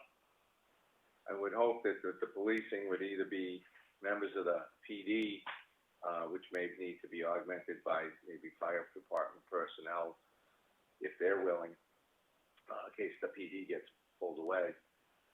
What about having, at least 6 people there tonight? So where do you wanna purchase signs from, though? I don't, Dan, can you just look through, give a suggestion of me? Okay, I believe tonight, they're gonna have a meeting, I'm not sure if before or after to discuss if we continue this or we don't, what they need for like plexiglass in case we have to come back here. Protection for the poll workers as well as the residents. I was just considering signs because we were looking at signage for the town. I don't know, just, we have, the new book is actually in and is right here, so if we do need to order, signs, there's a price point we hit and get a bit of a discount, but, you know. Anyway, we'll wait to hear more from you when if that's sorted out. I'll get you the updated book too from the prison. Anybody else with that department? Sure. You're probably gonna hear some complaints that I'm pushing for state bid prices all the time. And I know that people are uncomfortable because the initial search for the item on the state bid is time consuming. But once you've got it, and it is so much cheaper, as Christine will indicate. You know, we got paper, and it's what, 20% the cost that we were paying for it on what we thought was the best price, just by going to the state bid. Well, there's an item I wouldn't mind getting, to see if that could be done, because, of the printing needs off-site that are hammering some of us. That's something that I'm purchasing right now, for all the printing that I do. And it's pretty pricey. If there was a better option, this is all going to this stuff, so. But you may hear some pushback, because every time I say, what's the state bid, I get nothing but groans. That's all. And actually, Christine has stopped groaning when she saw she's not the one groaning now when she saw the savings on just the paper alone. But I do get groans from other folks when I say, have we looked at the state bid yet on that? And I really think we ought to try to convince Randy to do it and the police to do it, also, because the price savings is so much greater. It's mandatory. Well, Randy's in the room, so. Yeah, he just Why heard me. would I look up on state bid, we get our tires through state bid, we get our gas through state bid, Okay, then he's already used it. Yeah. But, and the last item I have is that the postage meter is here, it is set up, it is running. They agreed to train one person yesterday. They would have done a bunch of people if it wasn't for COVID, but they agreed to do one. The owner agreed to be the person to be trained and then to train the rest of us. So, that's in. We initially downloaded $500 worth of postage, and we'll charge out the various departments that we can charge out, but, that was another thing that some of the departments, it went away in their budget because we were covering it. Okay. So, Well, even if we're covering it initially, if you can capture who's doing what, I don't know how much of a problem that will be for you. well, initially, and the machine arrived yesterday, got set up yesterday. Initially, we were under the impression that we could set up accounts on the machine. And I still think we can, but the guy that set it up yesterday said he didn't think we could, he wasn't sure. So, But He's not your guy. Yeah, that should be standard. I think, I'm not sure. You're not my guy. anyway, Deanna, I've already talked about. She's gonna manage the machines for right now. Yeah. So if the police have 2 to 3 things they need to mail out, they'll leave them and she'll run them through the machine. It's in her office. And they will we're gonna make just a chart to keep track of it for now until we can figure out how to do it on the machine. So, Right. now this will also do certified mail, it'll do all the things that we need to be done. Nobody should have to go to the post office. Okay. I'm gonna hijack things at this moment then, because one of the things I noticed was we had somebody making runs to the bank. And I thought we had pretty much eliminated, but those are just the cash deposits out of Deanna's office. Those are the cash deposits. We don't have a way to eliminate those. Right. No, I just wanted to verify, so Yeah, that's what it is. And there's only one person doing it, it's all the cash deposits that are combined, so just one person goes to the bank with the cash. okay. That's it for me. Is it for you? Anybody else have anything Brian brought to the table? I wanna thank Selectman Hart for sitting through payroll and 101? bills yesterday. Payroll 101? And bills 102. Well, thank you for letting me. That brings up the point of having our consultant, scheduled in. Is that an option for next Monday possibly, if that person's available? Because I'd like to do the same, and if that person was available, we just clutter into the office. I put a call in and there was no answer, so I'll try again today. I suspect maybe that's a house phone. Okay. She's working, and I gotta call her at night, so to be determined. Oh, all right. Very good, thank you. So, all right, can I say consultant for what? The QuickBooks.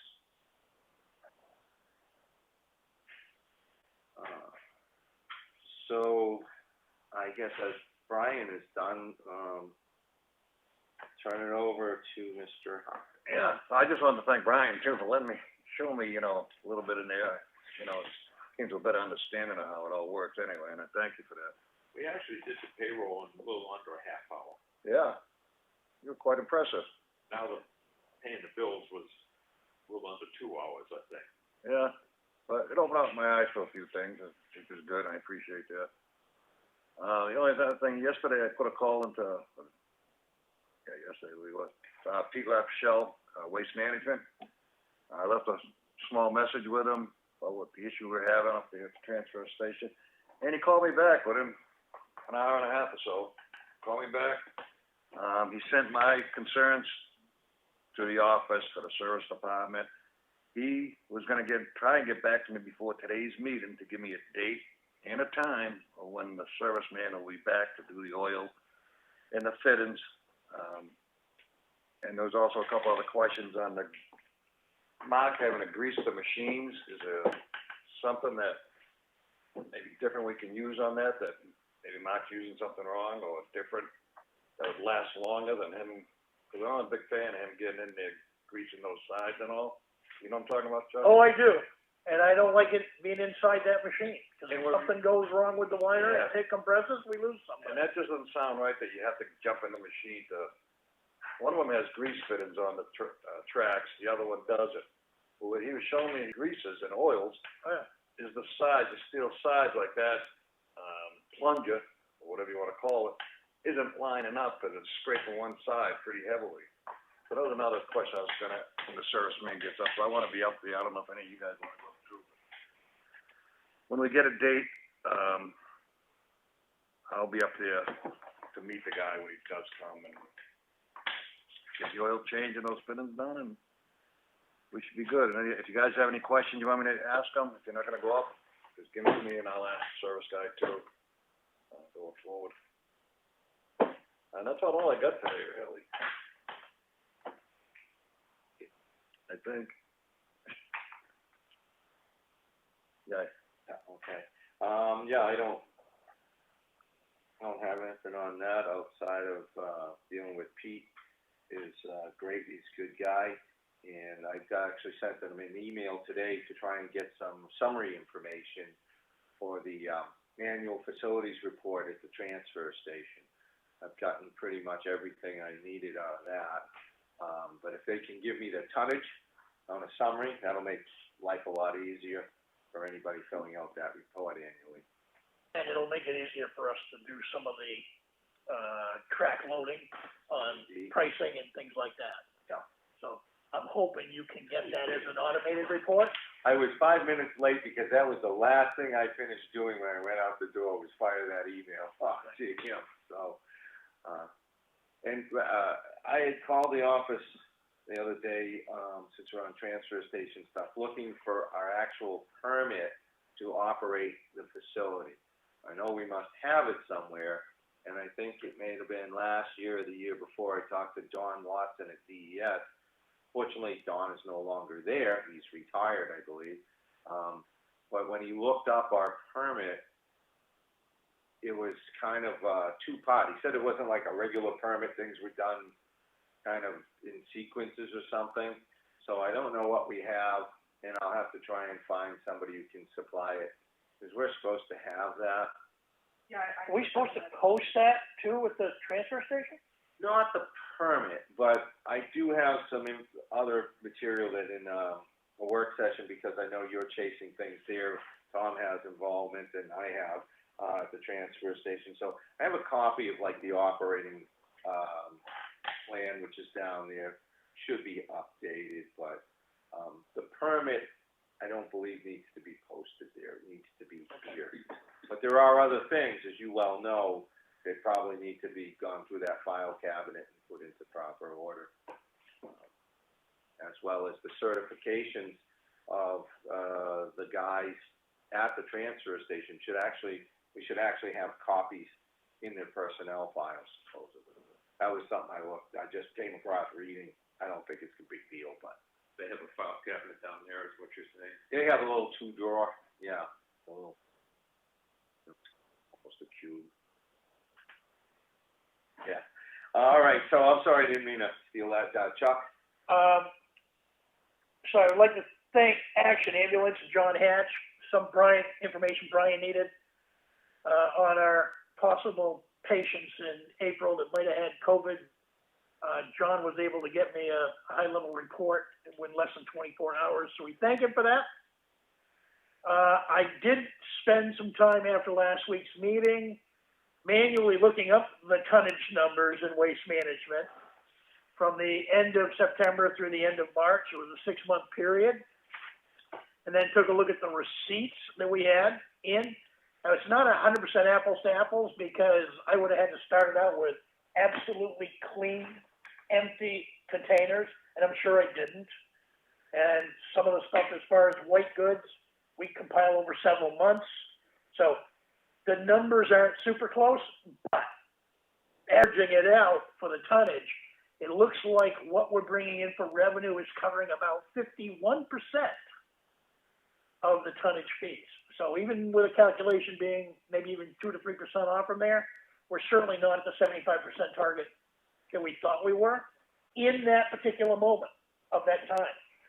I'm not concerned about that, because from September through March, we were coming off the spring and summer where everybody in the world was unloading before we started charging fees in the fall. So it's not a real accurate number. Since we've opened the transfer station back up 4 weeks ago, we're averaging, I was just talking to Chris this morning, probably in the neighborhood of $450 a week is what's coming in with demo and white goods and tires and stuff like that. So I think we're going to get a much better read in the next 6 months of what the real world is about. I think that 6-month period last fall and winter was an anomaly. Now, you said white goods, so you're not including the tonnage of white goods in that? No. Well, the problem is, because of the breakdowns at this point, it's not 100% pulled out, but it's close.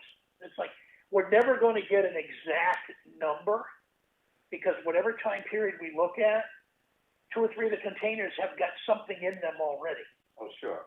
So we can't get a true 100% accurate number, but through trending over several months in a year or two, we'll get accurate numbers relative to whether our pricing is supporting the Yeah, 75% threshold recovery. I would say, you know, we had the startup, which is one thing which is hard to even put into the mix Right. because of all what you stated, and then you have this COVID hiccup in the process, so again, skewing any kind of average. But if we get another year, say, going forward from roughly now, that's probably gonna be a pretty good number. A much better number. Year would be better. I'm just kinda looking at the C and D, the construction demo or bulky waste. That's what I looked at, I didn't include the other stuff. Oh, okay, so, yeah. Which then again, you know, a lot of the pricing is subjective because we don't have a scale. Correct. Who knows? Maybe this is the answer to the scale down the road, but Maybe. who knows? I talked to Mike Strojan Heating, and HVAC, and he's gonna try and get up here later this week to give us a, proposal on replacing the heat system here in this building. He's also preparing a document for me with a proposal for the, LCHIP grant for the historic town hall project, the library project. Spectrum, go ahead, I'm sorry. I just wanna touch on, heating. You also include, see if you can do an AC too, proposal with the heating and AC together. Yep, I can do that, Thank you. okay? Just a, Yep, good to know, yep. The library was contacted by a library and museum organization in the last week, that's coordinated through the state, library system. It looks like there's a group that's going after COVID money to support museums and library internet service and upgrades. And the funding would cover a 24-month period of time. So one of the things that we'll take a look at around the whole technology thing for the library is they may actually be able to get an upgrade paid for 24 months. So I know we're looking at Consolidated, I know we're looking at Spectrum, and we're gonna look at another outside company. But from that standpoint, that'll factor into the whole proposal system. I did talk to Spectrum a couple of times last week, and I literally took a call just as the meeting started this morning. We can do an upgrade in this building using the existing coax system. It'll be somewhere in the neighborhood of 100, maybe 125 a month increase over what we're doing today. But it'll give us speeds of 200 on the download and 10 on the upload. So it's way better speeds than what we have in the system today. Give us all our static IP addresses and everything else. Spectrum, from a standpoint of pricing on the phones, they're gonna give us a phone system price with the coax price that we've got today. So the proposal will not be a firm apples to apples with Consolidated, because Consolidated is proposing fiber. But Spectrum told me right up front their fiber cost is higher than Consolidated. So we basically will have that. Bryant gave me information last week. Our technology company that supports us, Lenhart Systems, had a referral to a private company that does cable and phones based out of Dover and Rochester. And I talked to Sean last Friday. I need to prep some additional information with Chris in the next day or two to get over to him.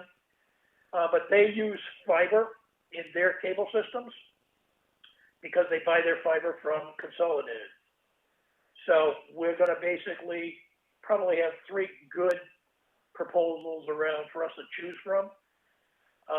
No matter which way we're going, our price tag is gonna go up a few $100 a month. And that's one of the things from a budget standpoint that's got me looking at it, because the Consolidated proposal's over $400 a month higher than where we are today. And I know we didn't budget that kind of money into the budget between now and year end. So once we've got all the information, then we're gonna have to take a really serious hard look at it, because some of it also we've gotta do something because we've gotta improve the service from the town and the tax collector and the selectman's office, with the phone system. We've gotta do more. It's a question of the balance on price and capability. So, and that is what I had for today.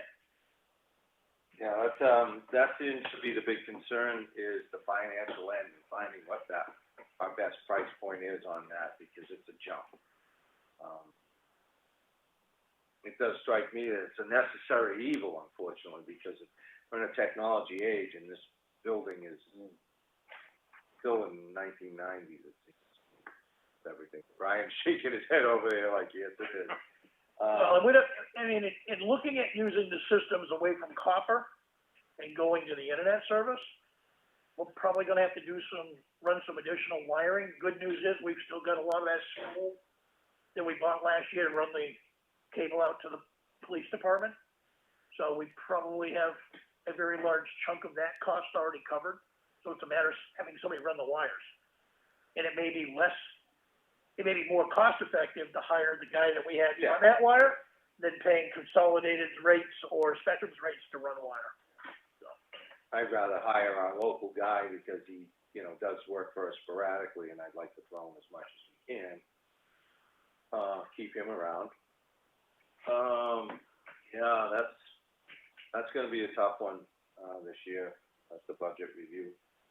I can say yesterday in that office, the phone did not stop ringing. And then if you have to make a call, then Gwen's on the phone. Sometimes I would go to Deanna's to make a call. It's just endless chaos with the phone. Well, you were there, you saw what it was like. Yeah, no, We're gonna have to bite the bullet. Yeah. And improve. It's a question of how big an improvement we make. It's antiquated, and I think it's an issue that everybody would prefer not to talk about or think about. And when you come into this building and you're on a board or a committee or commission, you probably don't really notice it and everything's fine. The average person probably thinks everything's fine.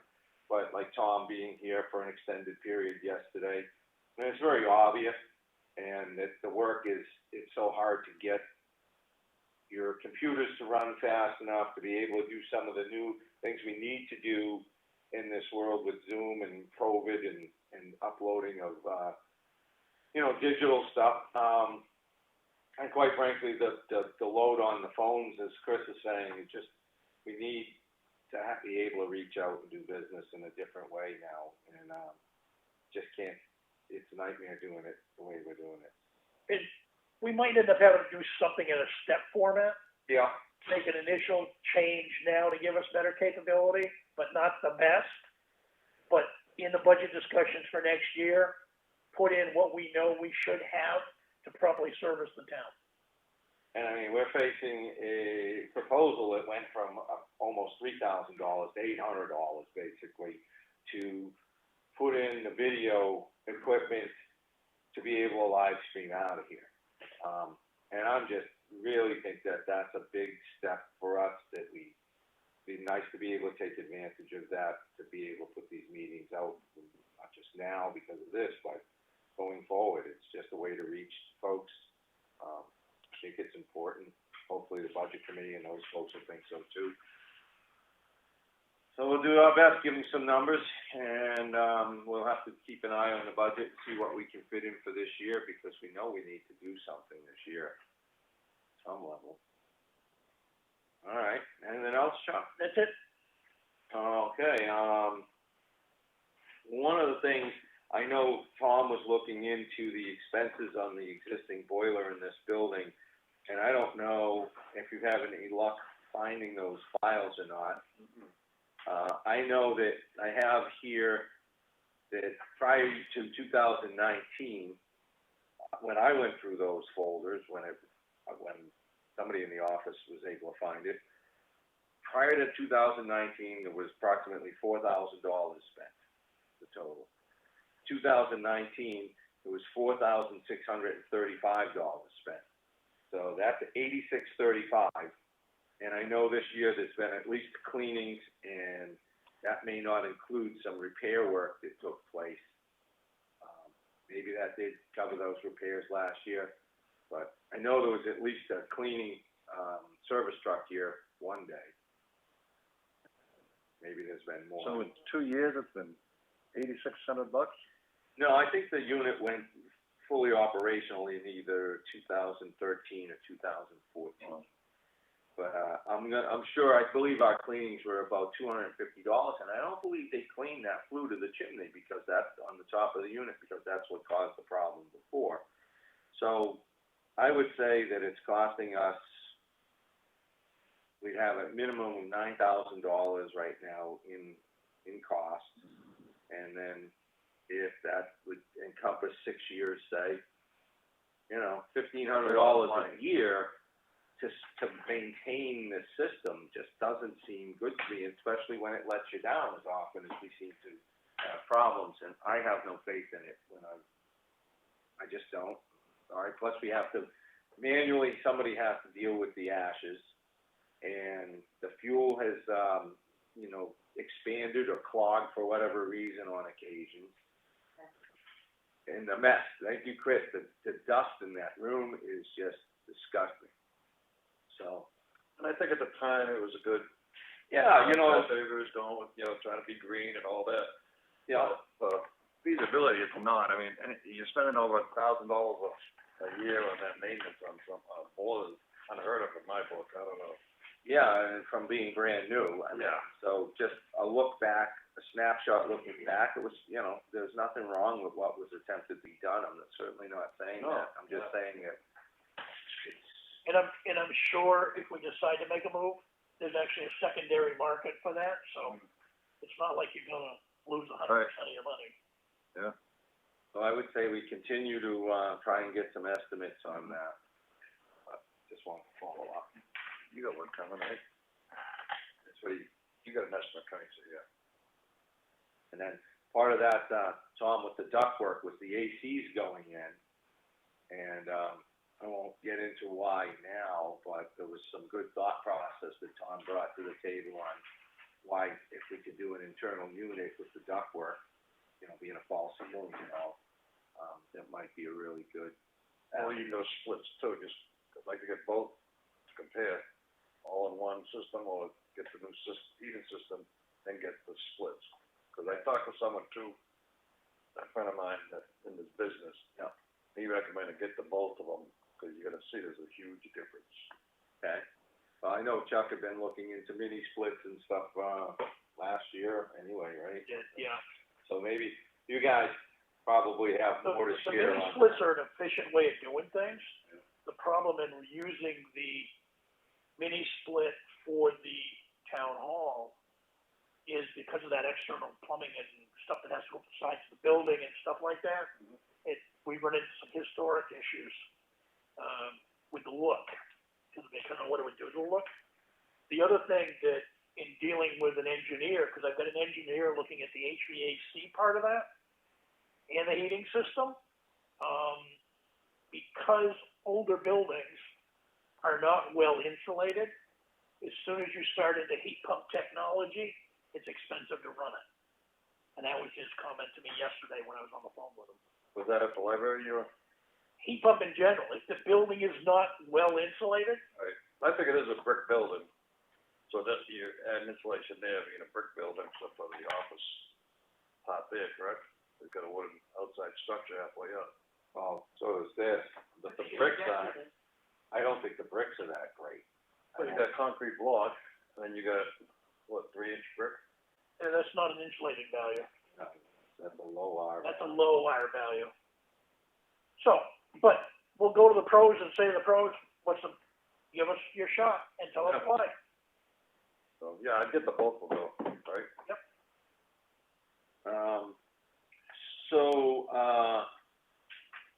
The shadow boxes for the goalpost cane are being constructed by our own Jack Williams in town. Spent some time talking with Jack, great guy, really appreciate his efforts, he's got some really good ideas. Oh, I like that design that he came up with, that's a good design. He really thinks things out. I'm real impressed with Jack. And I know he sent along a suggestion to Tom, who's kind of taking up the gold post cane processes and stuff. And you mind if I throw? Go ahead, no, go ahead. Yeah, Jack had put forward, and I don't know if this was something that was done in the past or he brought from another town or whatnot, but, so you don't have a bone of contention over missing someone, or that somebody comes out of the woodwork, I'm older than you, one of those things, because you just don't know sometimes. You hit an age and you kind of fall off the radar. Jack said that it's been done where it's the oldest registered voter, and therefore you have a list of. So I don't know if there's any concerns with your privacy with age or not in the registered voter files. I guess that's a question for Deanna, but it seemed like a pretty good way to go. You know, if you're the oldest registered voter, you have a go-to list to say who's the oldest person. If you're not on that list, I mean, that's the prerequisite. The way we're spread out around here in this town, to try and rely on word of mouth to be able to get who's the oldest person, that's just not gonna work on a regular basis. Right, and it opens up the little bone of contention on, after the fact. If we have set clear rules to say the oldest registered voter, anybody who lives in town can be registered to vote. Correct. So it's not like a big hurdle to jump through. Yep. See, and if we put that out there ahead of time, it seems pretty fair, like, to me anyway, unless I'm missing something. I like that.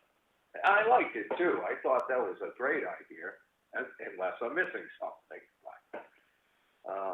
All right, then, the COVID issue, I had that here. Brian covered that, pretty good.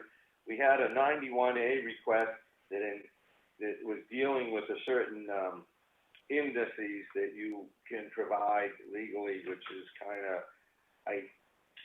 I didn't ask the attorney on this, but I would have to say that I wouldn't think we need to be compliant with that. I think that's something you get when you go to court, and then disclosures come into play. I don't know what. You mean the bond index? Yeah. I think Brian did get something back from Matt on that. Oh, I don't think we have to do a bond index. that's what I said. I mean, that's my understanding of I it, but I thought- didn't pursue that.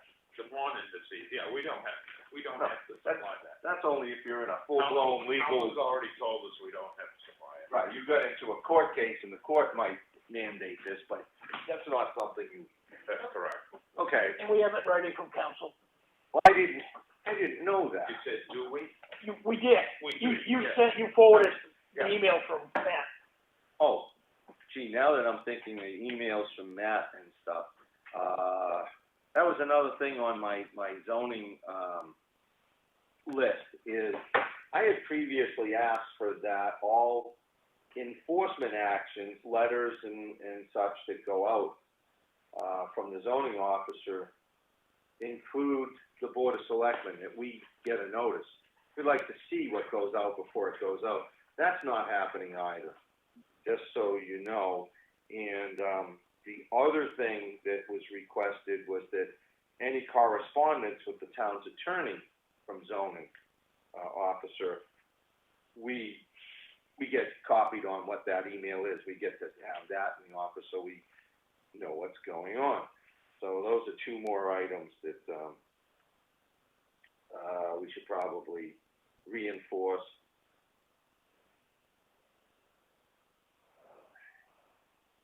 So any correspondence with the attorney and, notices of violation. It'd be nice to know. We don't necessarily need to know those ahead of time, do we? But concurrently, we should. Well, it'd be nice to be copied depending where we are. If it's just something that is, stage 1, stage 2 letter or something, or maybe stage 3, it'd be nice to get a copy on them. But if there's gonna be an actual action to say, we're imposing fines, or, if there's a discussion taking place with the town's attorney on what legal actions may or may not be undertaken, I think I'd like to be looped into that. Before we're finding out after the fact, and, maybe we're spending money with the attorney and we might look at something and say, we're not going over to, to court on that issue. I can't think of why we would or wouldn't. But I think being surprised at what's taking place is probably not the worst thing. All right, I've gotta make a call today, to Mike Hanson Construction, just to find out where we are in the bridge business for Elm Street. It's June, we were hoping to be in the month of June when we start work, so I'll reach out. Haven't heard anything of late. Mediation, I've got an email from, Matt here, which looks like the mediation for a, land use, issue, or an assessing issue, actually, has now been put back on the table for June 16th.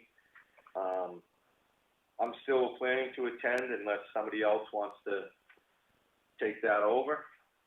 Okay, I guess I've got the high sign that this is still for me to follow up on.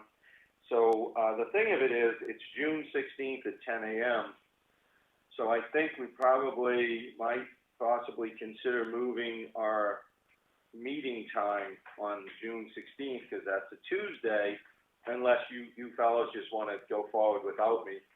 I'll leave that up to what you want to do.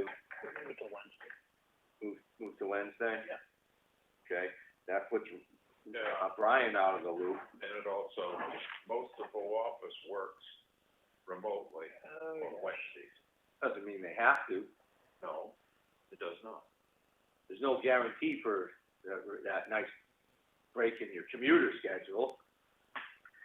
It's been a perk, because that wasn't an option before the pandemic struck.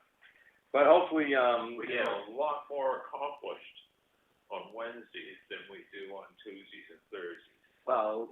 gee, I don't know why, the doors are still closed, but, yeah, your office is basically not open.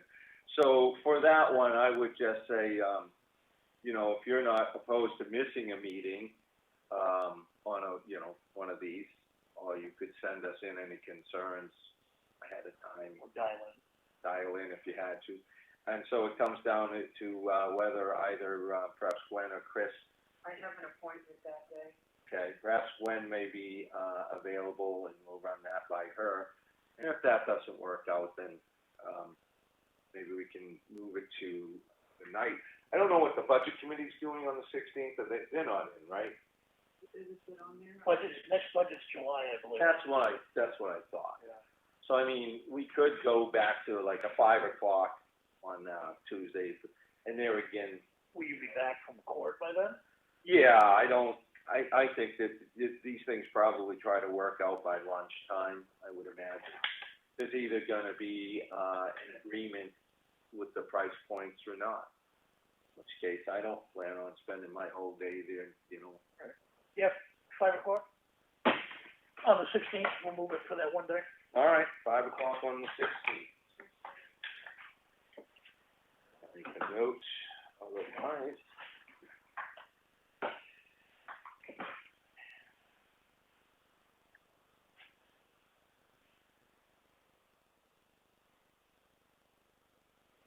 PM. EOS. We haven't got any more updates on when the likelihood of opening up buildings like this, right, Brian? Nothing from the governor's office that directs us. Okay. Well, I guess then we'll just stay the course. I've got language to be included in our property card and on, for advertised property card in our property files from John Berker over at DES regarding the lot loading, using a secondary lot to do lot loading. The only other thing is the approval's gonna be conditional on merging of some lots. I think that they're going to be pushing that. I'm not sure if there's some place for us to tone that to the property owner, so I guess maybe I'll reach out on that. But otherwise, I guess I'll turn that over to Gwen to put this language in.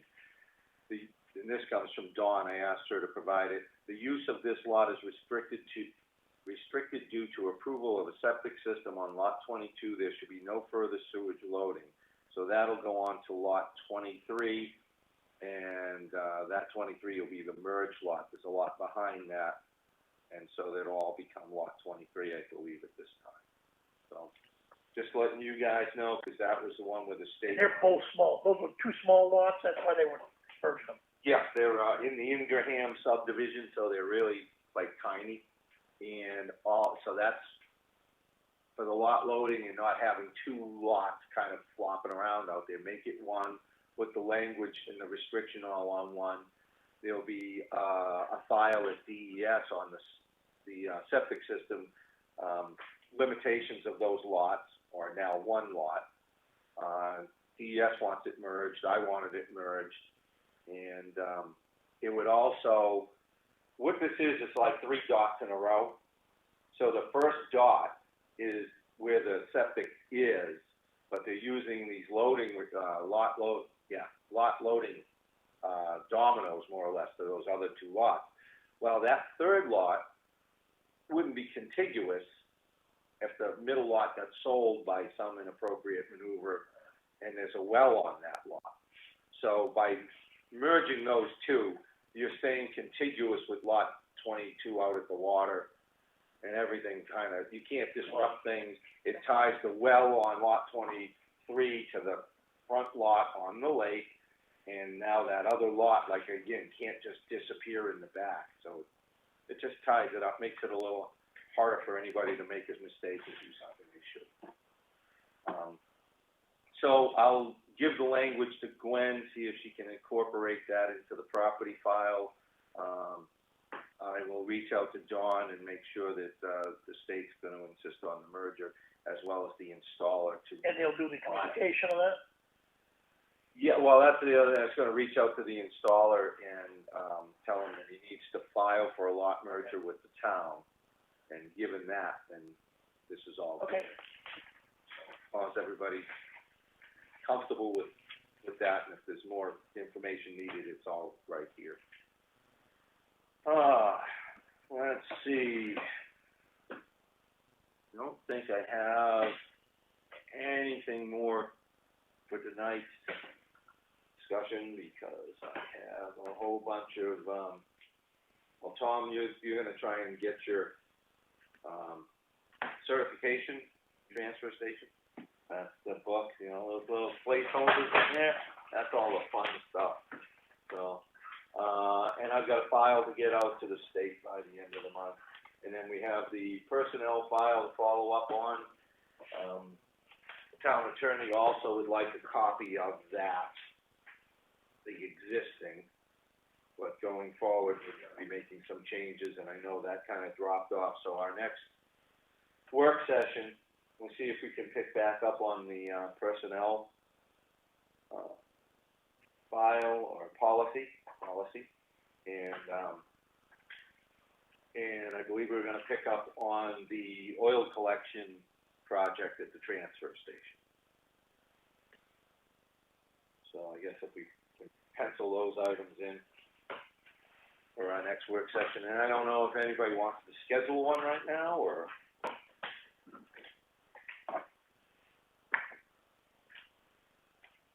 What'd you have in mind? Let's see, no, Mondays are a good day. They lead into our Tuesday meeting, so maybe we'd have some answers, progress. I leave it open to you guys, really, whatever you folks wanna do. Yeah, Monday works. Monday works. All right, we wanna pick a time, what works for you? We're talking Monday the 8th. Monday Yes. the 8th. World Oceans Day. Everybody's got a day. 9-ish. 9-ish? 9-ish. 9-ish for a work session. All right.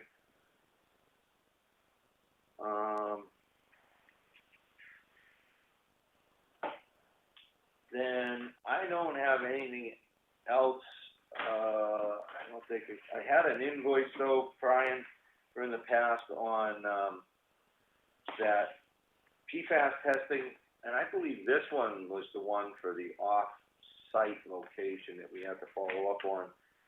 So I'm wondering, maybe we need to look at, the sub-accounts for the transfer station, for the water monitoring, whatever we've got on that.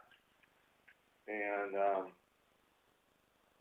I guess maybe, a sub-account breakdown again on the, assessing. Because as you know, we pointed out, there's some charges there that we're seeing this year in this reval year that I guess maybe got overlooked. So I'd like to have that all settled and figured out before the budget committee meets again. So a review of that. Other than that, I think that's all I've got. You're gonna go to new business? Oh, you still going off that thing? Yeah, well, No, you're putting things on the back page now. You got a request from one of your board members. We had a selectman who used to do 2 pages. We ran him out of town, all right? Just wanted you to know. Okay. Tom, you wanted the request for abatement of a portion of the Governor Wentworth Regional School District tax. You asked me to put that on the agenda. Because you looked at Belmont getting one school, not costing as much. We should get some of the money back, remember? Yeah, because of You asked me to put this on. Alright. Take the lead on this, Tom. Well, I had read where, Belmont had filed to get an abatement back, or whatever you wanna call it, from the school, because there wasn't no custodials going on, there wasn't no field trips, teacher workshops, the money wasn't being Buses and, transportation, all that, field trips, and, well, after-school programs, no sports, all that stuff. all that, so. Okay. Should the town be getting money back from that, and if so, do we need to write a letter in that, Well, what did you come across? just that Belmont is, filed for an abatement to get monies back from the, school, Okay. basically. They filed for an abatement. I filed, I'm not quite sure if it was an abatement or not, it's just what I've read, and I forgot some of the details now, so I just brought it up.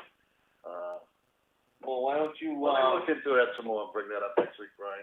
yeah, if you can get a hold of I forgot about that.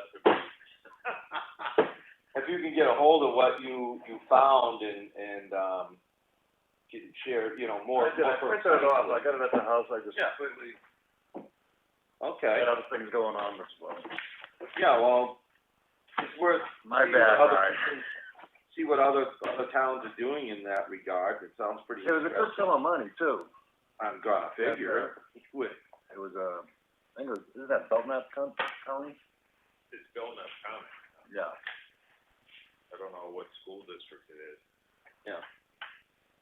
I'll be interested if other communities are doing something like that. And I didn't know, I think that was part of, we got together with the other surrounding communities in our district, if we wanna put a letter forward to the school department, the school board.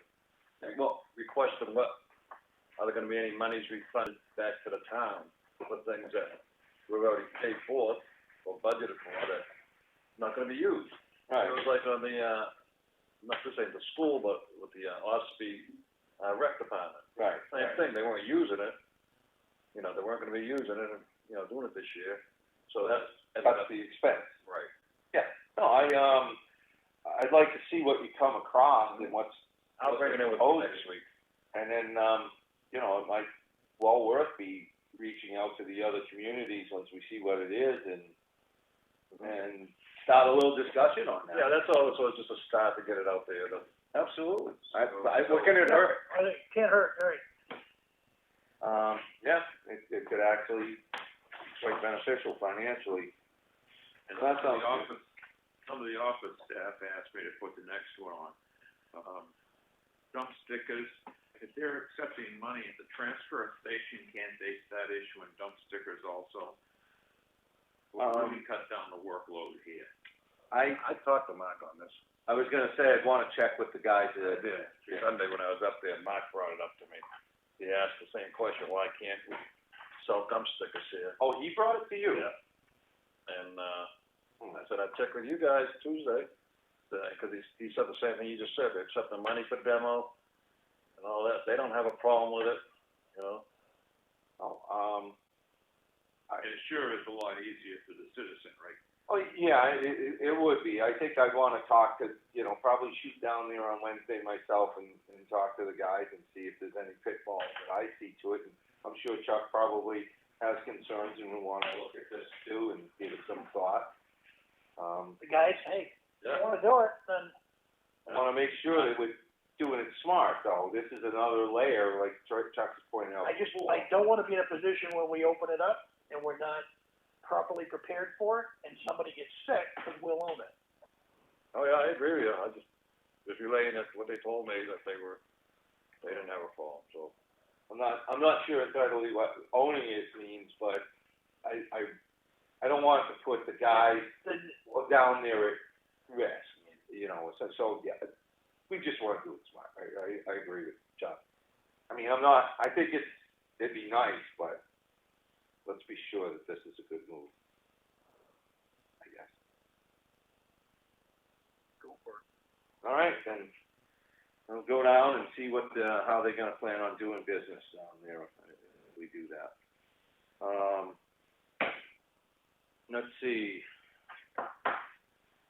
Non-public, probably,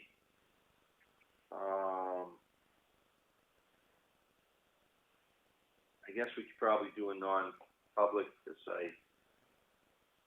I guess it's a combination of employee, but it's legal advice. Maybe it just goes under legal. It came back with legal advice, Legal. definitely a legal discussion. Yeah, I guess that would be, so, we take this one shouldn't take all that long. I just keep everybody on the same page. So, I'm gonna make a motion to enter into non-public, and before I do that, Brian, Chris, did you guys have anything additional before we No, I got you to the new business, that's good. Okay.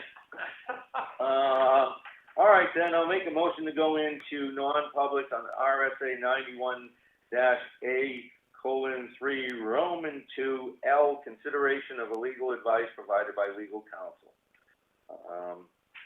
And I so make that motion. Second it. Hot second. Any discussion? None, Fuller, aye. Hot eye. Al and I will take a 5 or 10 minute here break to let everybody collect themselves.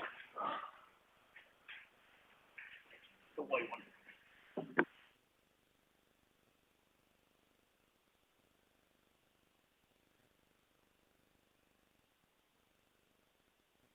Conference recording stopped.